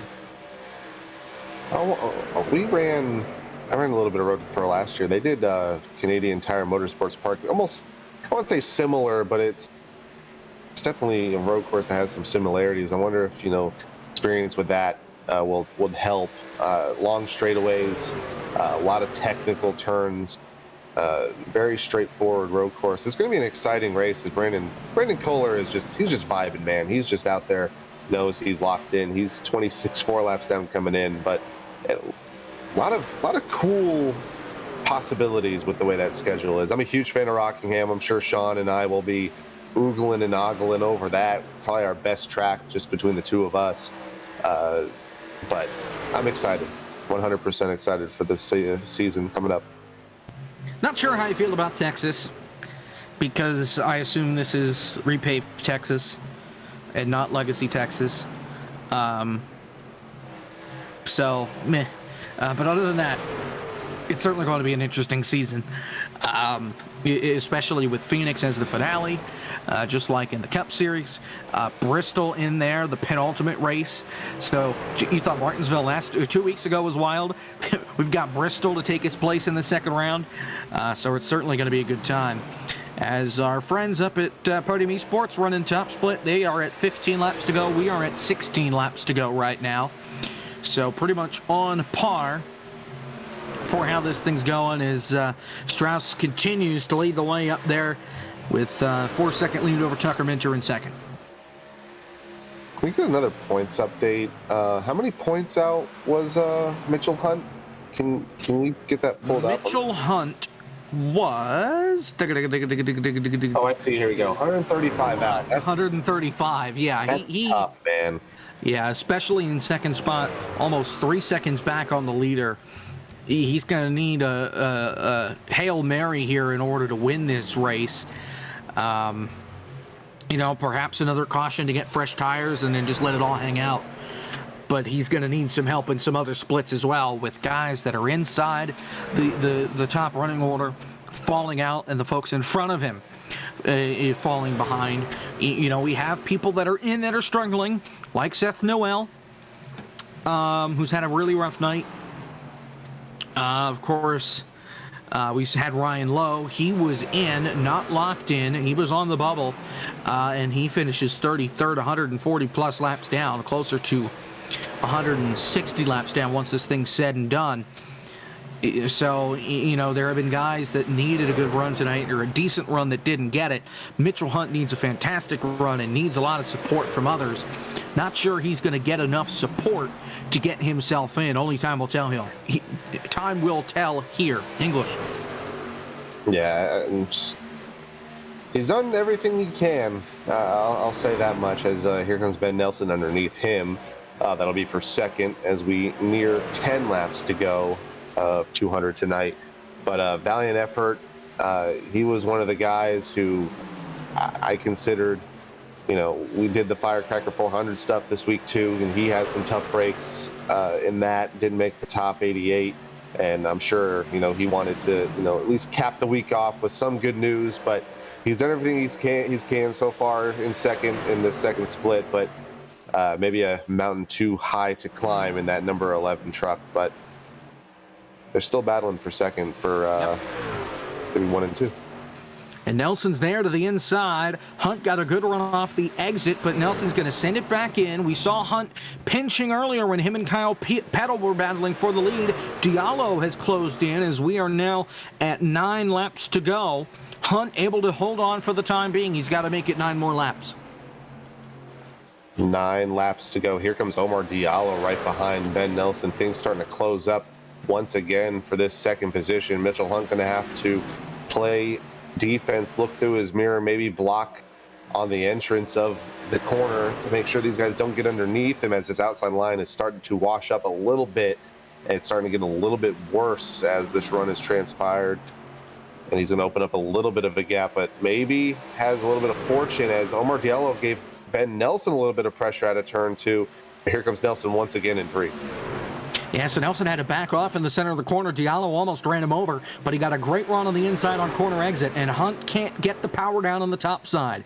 So Mitchell Hunt now under fire from Nelson. Diallo right there, and Patrick Moose is in the 5th spot. Where did he come from? He is certainly looking good right now. Is Hunt able to hang on the outside? Kason Plott says he is short on fuel. He's coming to pit road. Here comes Diallo for 3rd. Patrick Moose, someone we've off and on talked about in that Splash and Go graphics machine. He's on the outside looking in as well. He's currently 5th. He's currently 84th in the standings, 53 points out. If he's got the speed right now. He's about 2/10 faster than these guys. If he can leapfrog not only Diallo but Nelson and Mitchell Hunt, that could be huge for his opportunity to get into the top 70. That could be 15 to 20 points for him. So he's going to be up on the wheel and try to get around these guys as 5 laps to go hits the board. 5 to go. Here comes Nelson underneath Hunt for second once again. A little bit of pinching. Hunt with the better run on the high side, not letting Nelson get the rotation off the corner. Hunt able to survive for now. It's a 4-car pack, 4 under a blanket, as Hunt is doing everything he can on the outside line to keep Ben Nelson behind him. 4 laps to go. Not quite clear off the exit. Here comes Moose underneath Diallo. Diallo lets him have it. Diallo knows he's locked in. He's not going to put himself at any risk right now fighting for a spot. Go ahead, take it. 2 scenarios at play as we see it live. Omar Diallo just points racing, but Patrick Moose knows he needs every point possible. Gets around number 4 machine. That's going to be for 4th. Now he keeps his sights set on the front going after Ben Nelson as they go into turn one. Mitchell Hunt playing amazing mirror driving as he blocks that number 9 truck through 1 and 2. Here comes Ben Nelson on the outside, going to get a huge run down the backstretch in 3. Coming to 2 laps to go. Nelson throws it in on Mitchell Hunt. Hunt can't quite hold it on the outside. Gets a run. Keeps it out of the wall. Nelson beats him. 2 laps to go, and here comes Patrick Moose to the inside. He wants this spot. Hunt drives it in deep. Nelson drives it in harder. He's almost clear off the corner, but not enough. Hunt able to keep it there on the outside. Almost contact. I think there was contact between himself and Moose. Nelson takes P2 as they're coming to the white flag. Clear enough is Ben Nelson as he almost put that 11 truck in the outside wall out of turn 2. That gives Patrick Moose the opportunity to get in front of Mitchell Hunt. Nearly clears himself just a little too early, and he's going to take the 3rd place position as we're at the white flag this time by. Looks like it's going to be too little too late for Mitchell Hunt, but through 3 and 4. Around comes Kyle Peddle. Off turn 4, Kyle Peddle's going into the 2nd round with a bang. He wins at Dover, his first win on the season.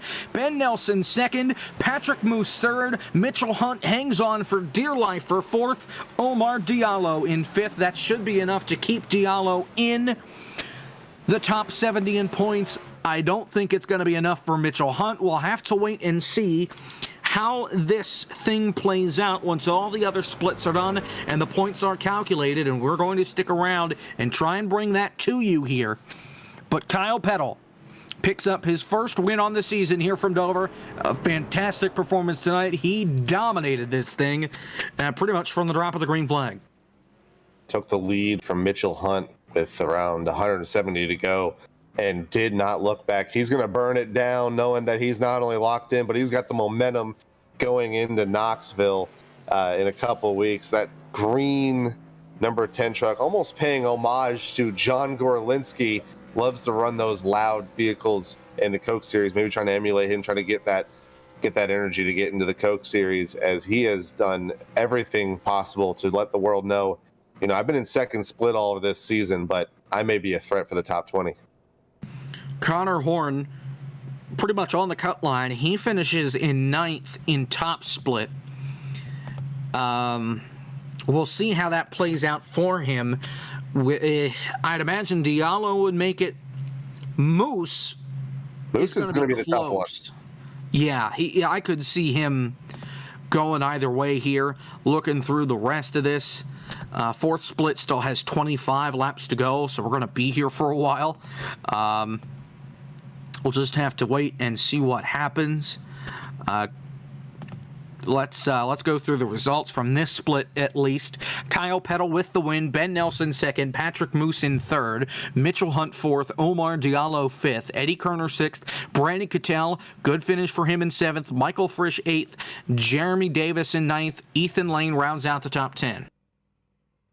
Lance Nasir will finish in 11th. Max Brady 12th. Jose Solis Jr. with internet issues all night manages to finish in 13th. Barrett Bonner 14th. Timu Toika right on that cut line. He will finish in 15th. Matt Forkapa, another driver right there near the bubble, in 16th. Christian Peterson will be our first truck 1 lap down.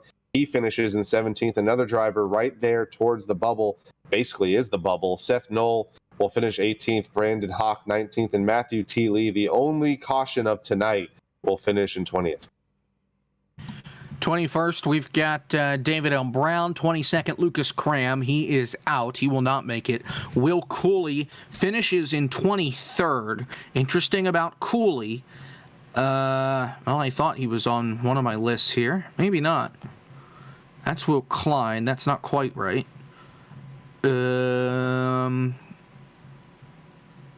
Either way, Will Cooley, he finishes 23rd. 24th, Robbie Vrabel Jr. He's on the outside looking in. He is out, I would imagine, with a 24th place finish. 25th is Brendan Kohler. He's locked in. Kevin King, 26th. He's going to be out, I would imagine. He's 75th in points. Needed a decent run. Kason Plott finishes 27th. Plott is 50th in points, 97 points above the cut line. It's going to be close for Kason Plott. Chris Overland's locked in, 28th. Jackson Crowder, 29th. Austin G. Johnson, 30th. Brandon Hoff, 31st. Jerry Brown, 32nd. Ryan Lowe 51st in points, finishes 33rd, and Blake McCandless is starting park. So that's two guys that finish outside the top 25 that were 51st and 52nd, or 51st and 50th in points respectively. That's not good. And that might be what someone like a Patrick Moose needs. He's got a very long way to go. Obviously, we're still waiting on the results of other splits, but a lot of these guys near his standings, like Landon Huffman had a very tough night. Kevin King, obviously we saw what happened to him. So there's a lot left to unpack. Don't listen to the analysts. You watch these coverages and just wait for the results. Just wait for the results. Okay, so trying to organize things. Looks like we're going to switch over and cover fourth split in what's left of their race, and pretty much we're going to be going off of the feed that you will see. We're going to try and do the best we can there. I'm not even sure who's in fourth split. I guess we'll find out. We do have Kyle Peddle in the vicinity to talk to us. I'm not sure what he can see and what he can't see in the server right now to get him into victory lane. We believe Schildhouse is in fourth split, and this actually is pretty important. Schildhouse is 71 points out. Definitely going to leapfrog some folks, I think. Not sure how many folks he's going to leapfrog. So we're going to stay here with you for the next little while as we try and calculate things here and figure out what's going on. But for the meantime, we're going to try and talk to at some point with our race winner, Kyle Peddle. We're also going to try and get over here and cover the fourth split of the eNASCAR Auto Pro Qualifying iRacing Series. David Schildhouse, oh, that's tough. P16 right now. He was up inside the top 10 earlier on tonight. Following on, Aaron Rodgers right there as well, 14th. Yeah, and Rogers you're right, is the first one out. Leading in that one is Brad Wright, James D. Gibson in the heat of that, as well as some others. We're going to go to a break. We're going to come back, and we're going to try and analyze this mess here from Dover, Delaware. So we're going to step aside. We'll be back right here on STN in just a moment. Stay with us.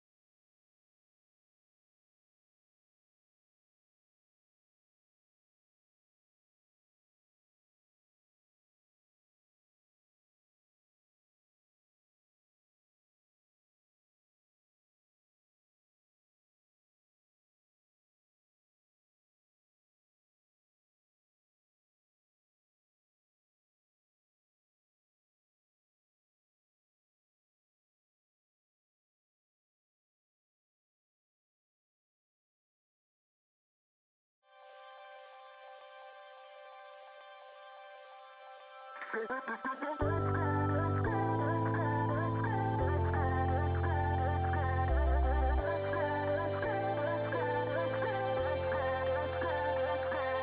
there something in my walk, how I talk, giving off the wrong energy? Was there something in my stride, too much pride, telling you to back down? Slowly, slowly you became my enemy. But you can't seem to get enough of me. So if this is the last time, I guess I better make it worthwhile. Yeah, if this is the last time, I guess I better give it my all. So if this is the last time, I guess I better make it worthwhile. Yeah, if this is the last time, I guess I better give it my all.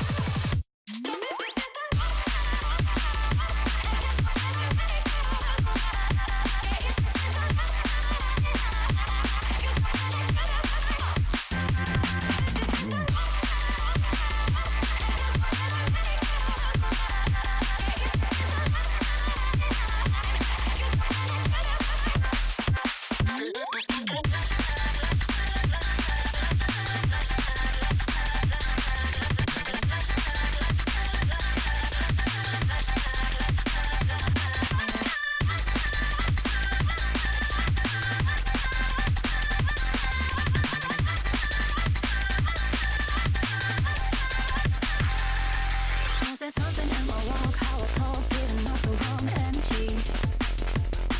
Was there something in my stride, too much pride, telling you to back down? Slowly, slowly you became my enemy. But you can't seem to get enough of me. So if this is the last time, I guess I better make it worthwhile. Yeah, if this is the last time, I guess I better give it my all. So if this is the last time, I guess I better make it worthwhile. Yeah, if this is the last time, I guess I better give it my all.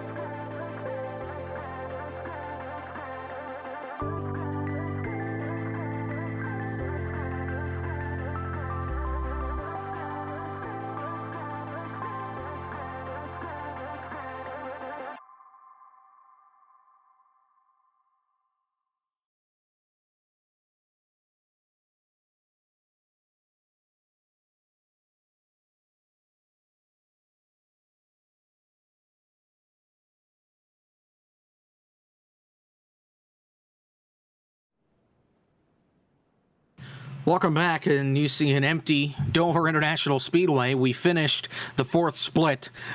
We got in right in time to at least talk about the results here, as we've got Brad Wright. He wins this fourth split. Chris Carroll in second. James D. Gibson in third. Ty Severa fourth. Liam Sheen in fifth. Jonathan Oshalim in sixth. Not used to these names. Give me a second. Nate Stewart in seventh. David Schildhaus in eighth. When we popped in, he was in 15th. He stormed his way through the field on fresher tires to get to eighth. Not sure he's going to have enough to move on to the round of seven, to the second round. If he does, he is pretty much got to be the cut line. Cedric Hunter in ninth. Derek Fulton 10th. Dalton Collins 11th. And Aaron Rodgers.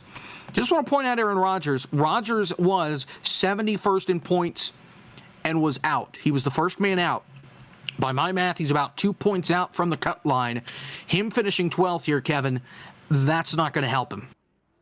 No, and we were talking about it on the break. There are some other drivers that, had some misfortune in outside the top 70, so that might help them. But you look at Derek Fulton, he was only 5 points behind Aaron Rodgers. He finished 2 positions ahead. Nate Stewart was 55th in points. He will solidly make his way in. So this is 100% going to this is going to be a wait and see moment for a lot of drivers. There's going to be a lot of relieved teams, a lot of relieved drivers, a lot of relieved crew chiefs at the end of the night. But, there's some other drivers here looking through the results. Eric Wineland comes to mind. He was on the outside looking in. He was 86th in points. And I don't believe 18th is going to be enough. You're going to have guys like him being leapfrogged by guys like Patrick Moose, who did everything he could to have a great points night, finishing in 3rd. And like I said, it's going to be a wait and see situation for a lot of drivers tonight. And we're going to be waiting right there with them at this point. We're going to be hanging in there and staying on as long as we can to try and give you a look at what the round of 2, or what the second round, the 70 drivers that are moving on, will look like, and what we can look forward to in 3 weeks over on Podium Esports and on Podium 2. Right now, let's go ahead and talk to the race winner from the second split, Kyle Peddle. And Kevin, you're with him. Kyle, man, you put a whooping on this field, bud. You got the lead around lap 30.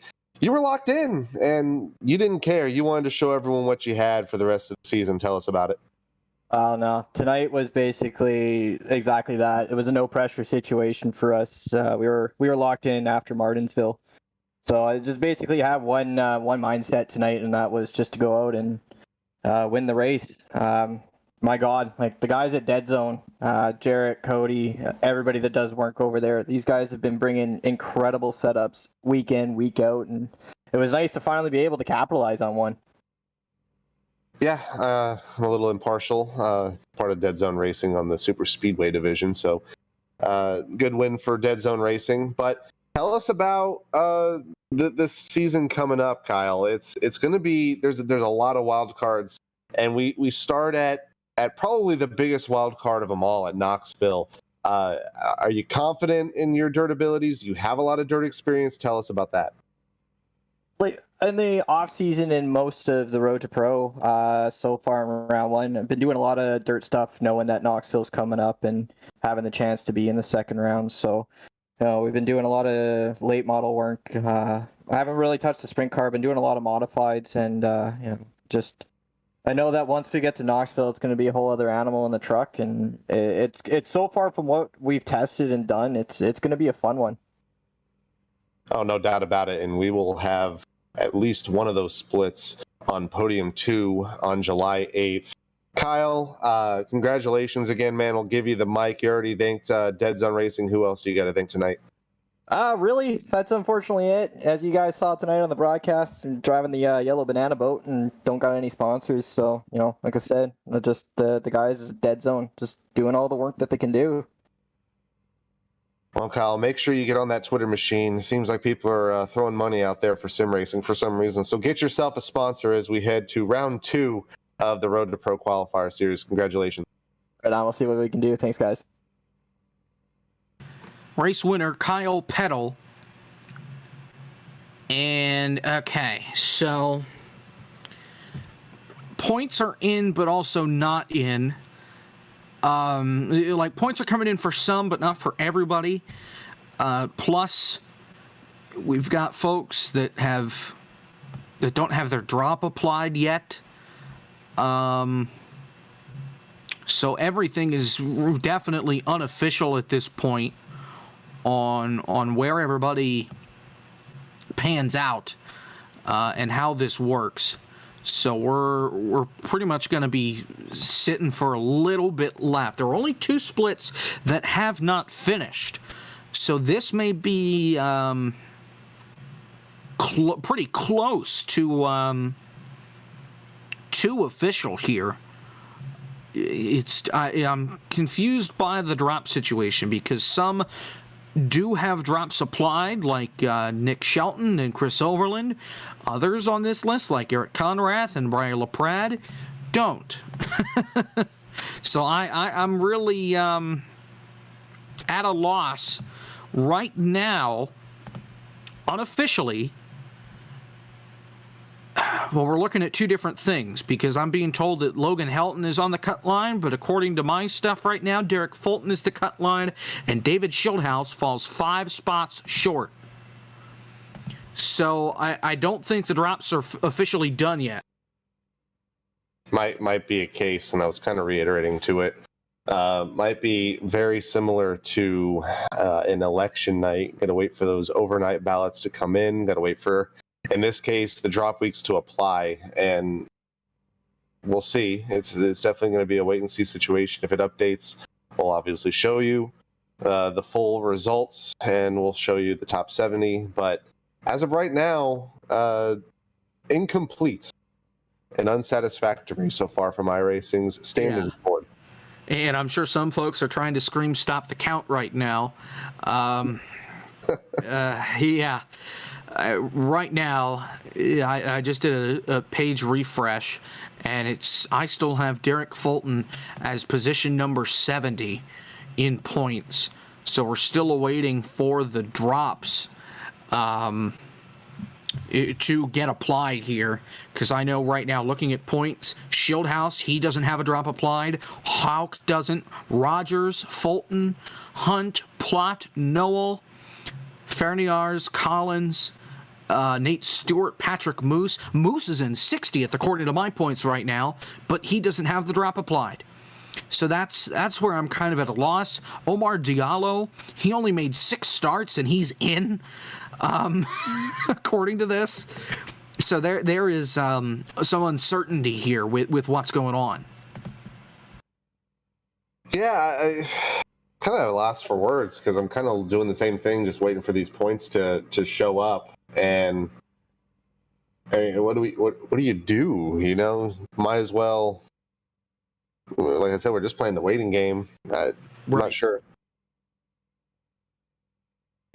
And we won't really know when things become officially official.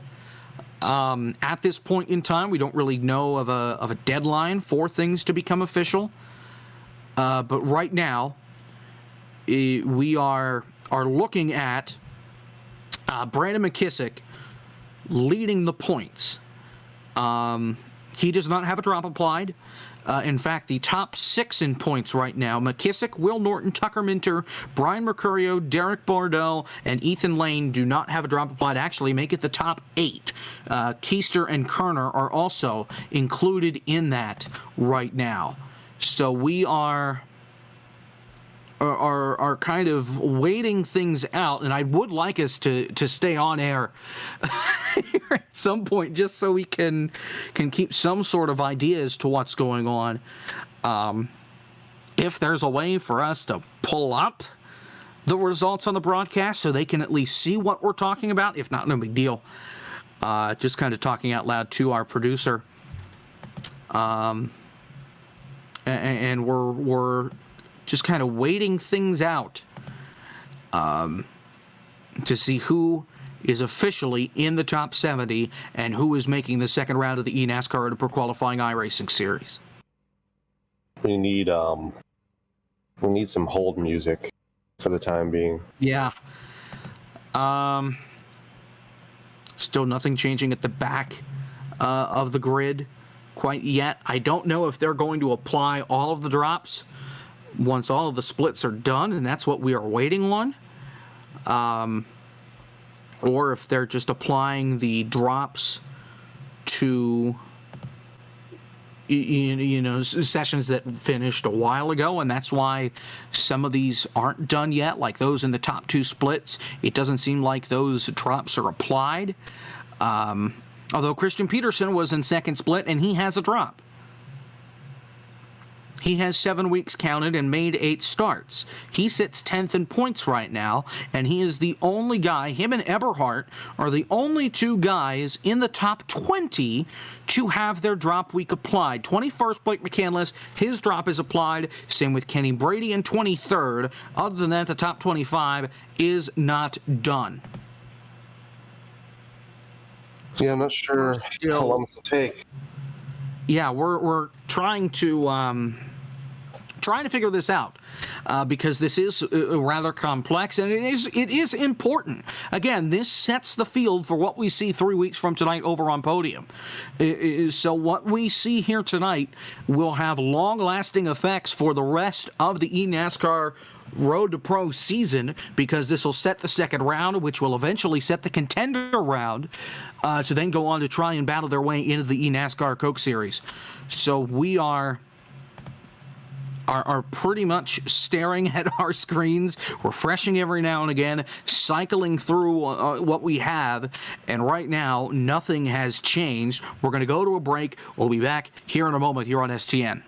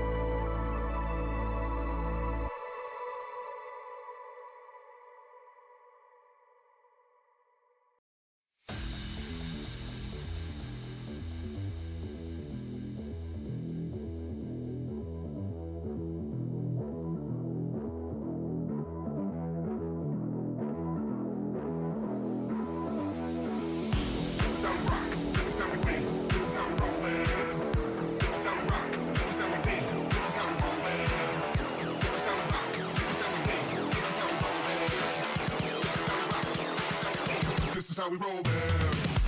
Some rock, some win, some roll, man. Some rock, some win, some roll, man. Some rock, some win, some roll, man. Some rock, some win, some win, man. Some rock, some win, some roll, man. Some rock, some win, some roll. Some rock, some win, some roll, man. Some rock, some win, some win. Some rock, some win, some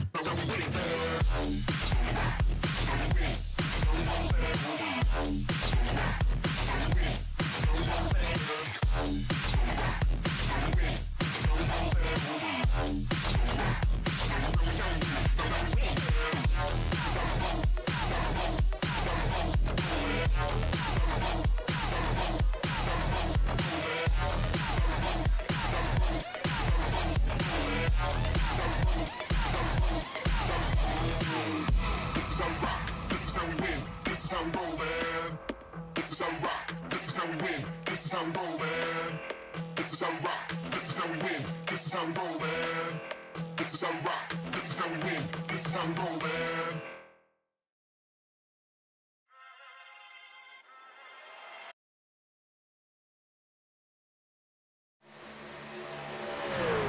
All right, we're back. We've got cars on the racetrack. This is 7th split from Dover, approximately 7th split. They're inside 5 laps to go. The 20 truck is leading. Second place just slapped the wall. You could tell 7th split, so the quality of the racing is not going to be like what you saw with 2nd split or first or top split or even 4th split. So they've got to be wrapping this up here shortly. Like I mentioned, they're inside 5 laps to go. So they come across to the stripe. It's the 20 of Kyle Therio that's leading this thing with 4 to go right now. Just trying to finish this. They don't have a lot of trucks left on the lead lap.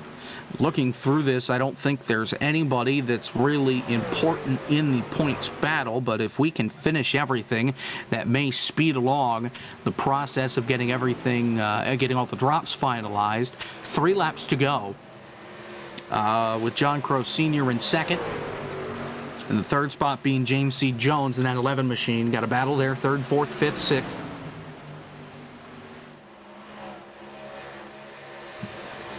Two laps to go in what I hope is the last race of the night. Exactly. Coming around, we'll get the white flag. And I'm still keeping an eye on points. I'm sure. Oh yeah, I am too. They're almost crashing here. That's Valley and Core getting slammed up into the outside wall. Get the white Thankfully, flag. thankfully he can hang on. White flag. This thing's done. We're not getting another caution flag. Of course, we didn't see many. We saw one in second split. But we're able to survive through 3 and 4. Around the corner, Kyle Terrio off of 4. He's going to win roughly 7th split here at Dover. And this should, with the completion of this, get us pretty much all the way to having all the points done. The only thing that's going to take time is figuring out the drops as they're crashing in turn 3, it looks like. Somebody crop dusting over there. As we'll show results for this, but right now we are still awaiting what's going on with the overall points. Still refreshing every now and again. Drops still not being applied. Have seen no change in the top 25 since we first switched over to this instead of doing a regular broadcasting, pretty much turning this into election coverage as we try and tally everything and the drops and everything else and figure out who makes the second round and who makes up the 70 spots.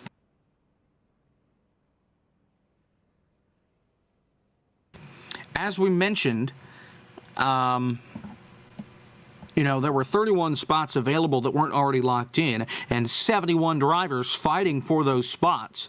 So there is a lot of people fighting for a small amount of real estate, and that may be why it is taking so long. Something just changed. Something just updated. We did see a little bit of an update because now Case and Plot on my screen is in the 70th spot. Shieldhouse now has the drop applied. I think this might be There are definitely most of it. Yeah, there are definitely Yes, drops. all being the drops applied. are applied. All right, this is it. That's it. Most, if not all, of the drops are applied. So, how do we want to do this, Zach? Do we just want to run down through the list? Do we want to pull up the... Because it looks like this is all but official. We'll wait for him to pull it up on the screen so that way you can see what we see. For those that made 8 starts, the drop has been applied. For those that didn't make 8 starts, there are a few that the drop hasn't been applied for, like Seth DeMerchant and Justin Bolton. But it looks like this is about as close as we're going to get to a final order. And folks that are on the outside looking in, that were so in close. before. Ryan Lowe, way out. He finishes 80th. And we talked about, he had a rough night. He was 51st in points. He is out. 50th in points was Aaron Rodgers. He is out by 1 singular point. Aaron Rodgers is out by 1 point. He was 50th. Logan Helton is out in 72nd. David Shieldhouse is out in 74th. He was so close, pushing it pretty much to the very end. He finished P8.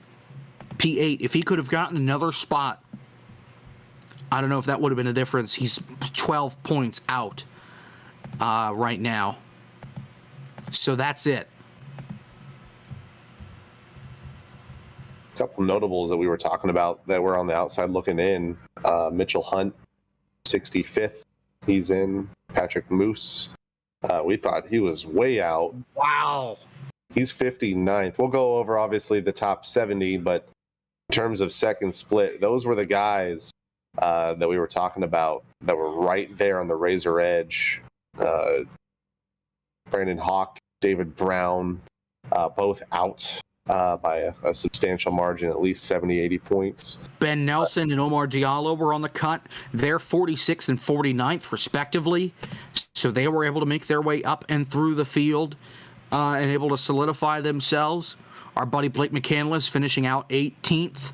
Kyle Peddle, the race winner, he finishes 13th overall. So this is all but official as we're close to getting this up on the big screen for you. as we'll run through everybody. The only person in the top 5 in points that did not have a win is Tucker Minter. Everybody else in the top 5 has a win, make it the top 6. The top 10, it's Mercurio, DeMerchant, and Minter that did not find victory lane. But a lot of wins spread out throughout the field. And those that did go to victory lane, not all of them made the big show, as here are the points. Brandon McKissick is first. He's in. Tucker Minter, Will Norton, Colin Keister, Daniel Eberhardt, Derek Bordeaux, Brian Mercurio, Ethan Lane, Seth DeMerchant. This top 30 or so, this top 20 has been locked in. Garrison Hogan was all but locked. He's now in, no doubt about it, 19th. Looking through the rest, Donovan Strauss, who won top split, he's in. I mentioned Kyle Peddle, 13th place. Christian Peterson is in. He was in our split. Brotherton has been in our split a few times.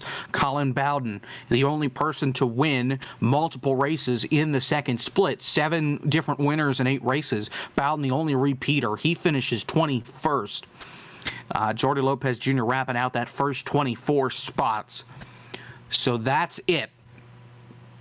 And of course, once look at Brad we Wright, on, fourth split winner, mind you, Brad Wright. So, you're discouraged by this format.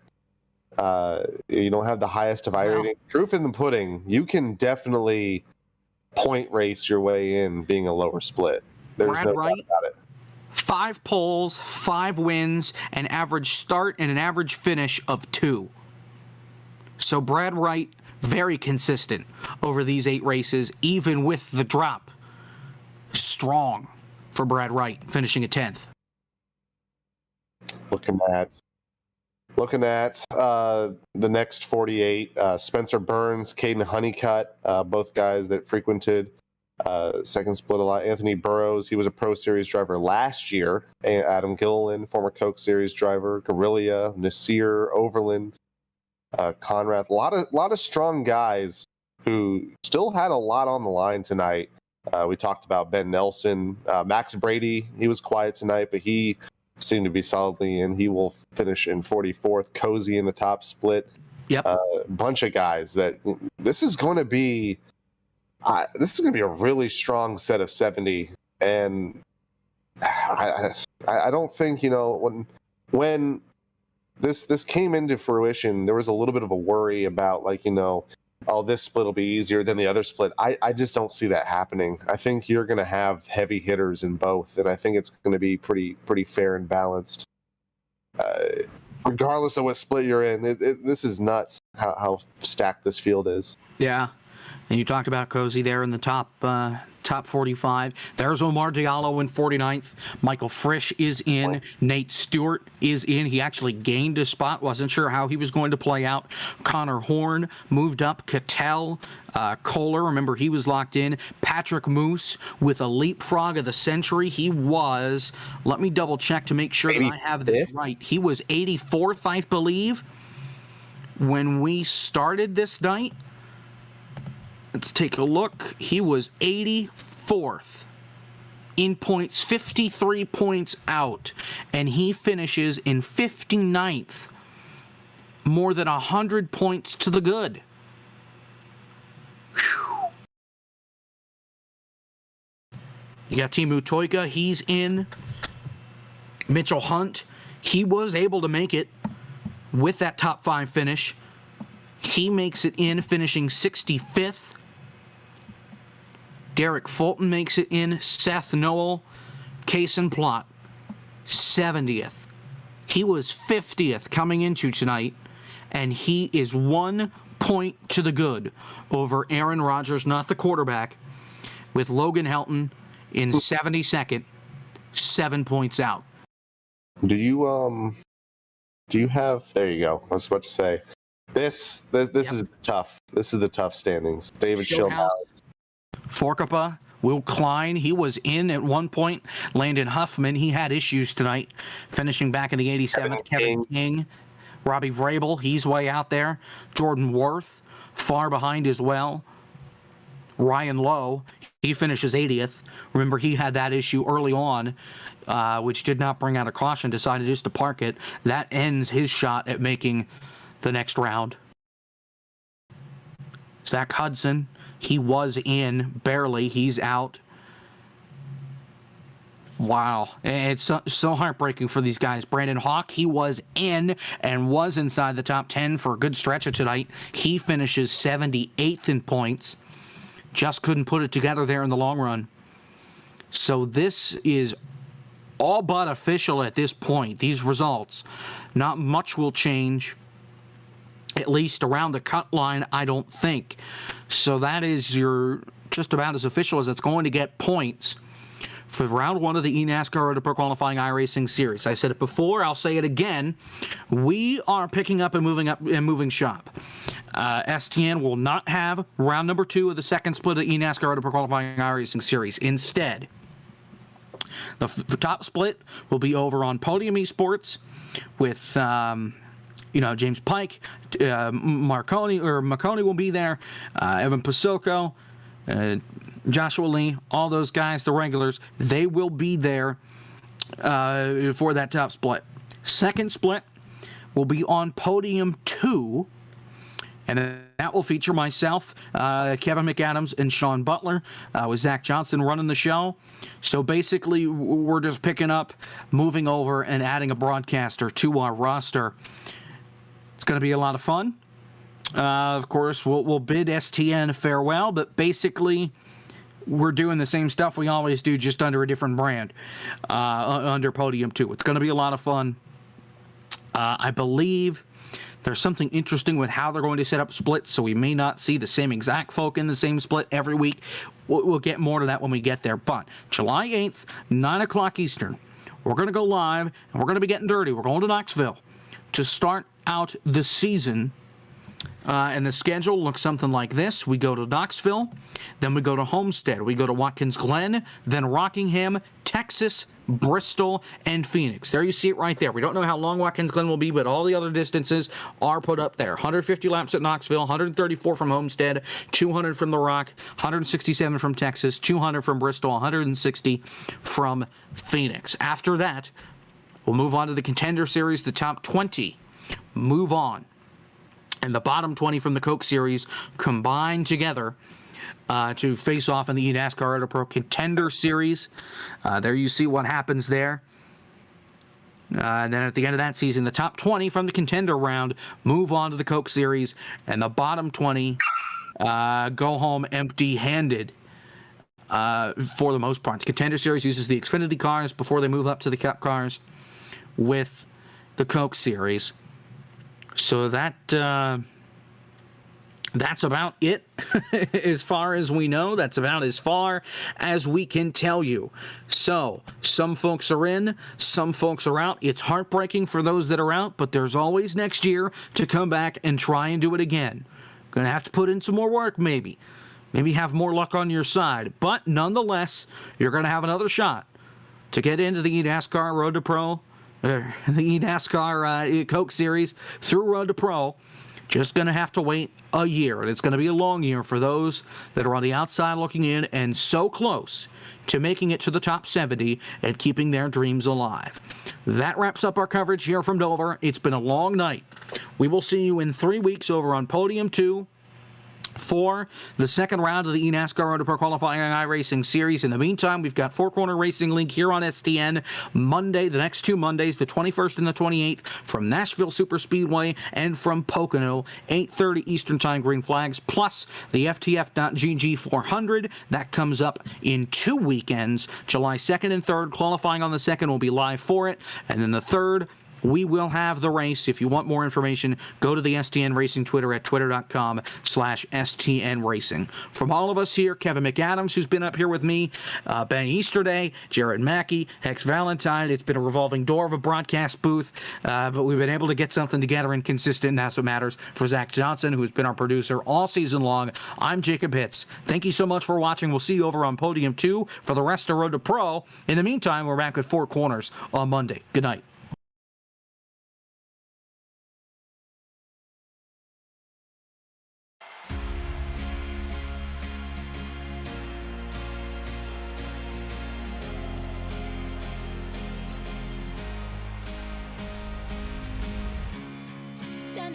to hide.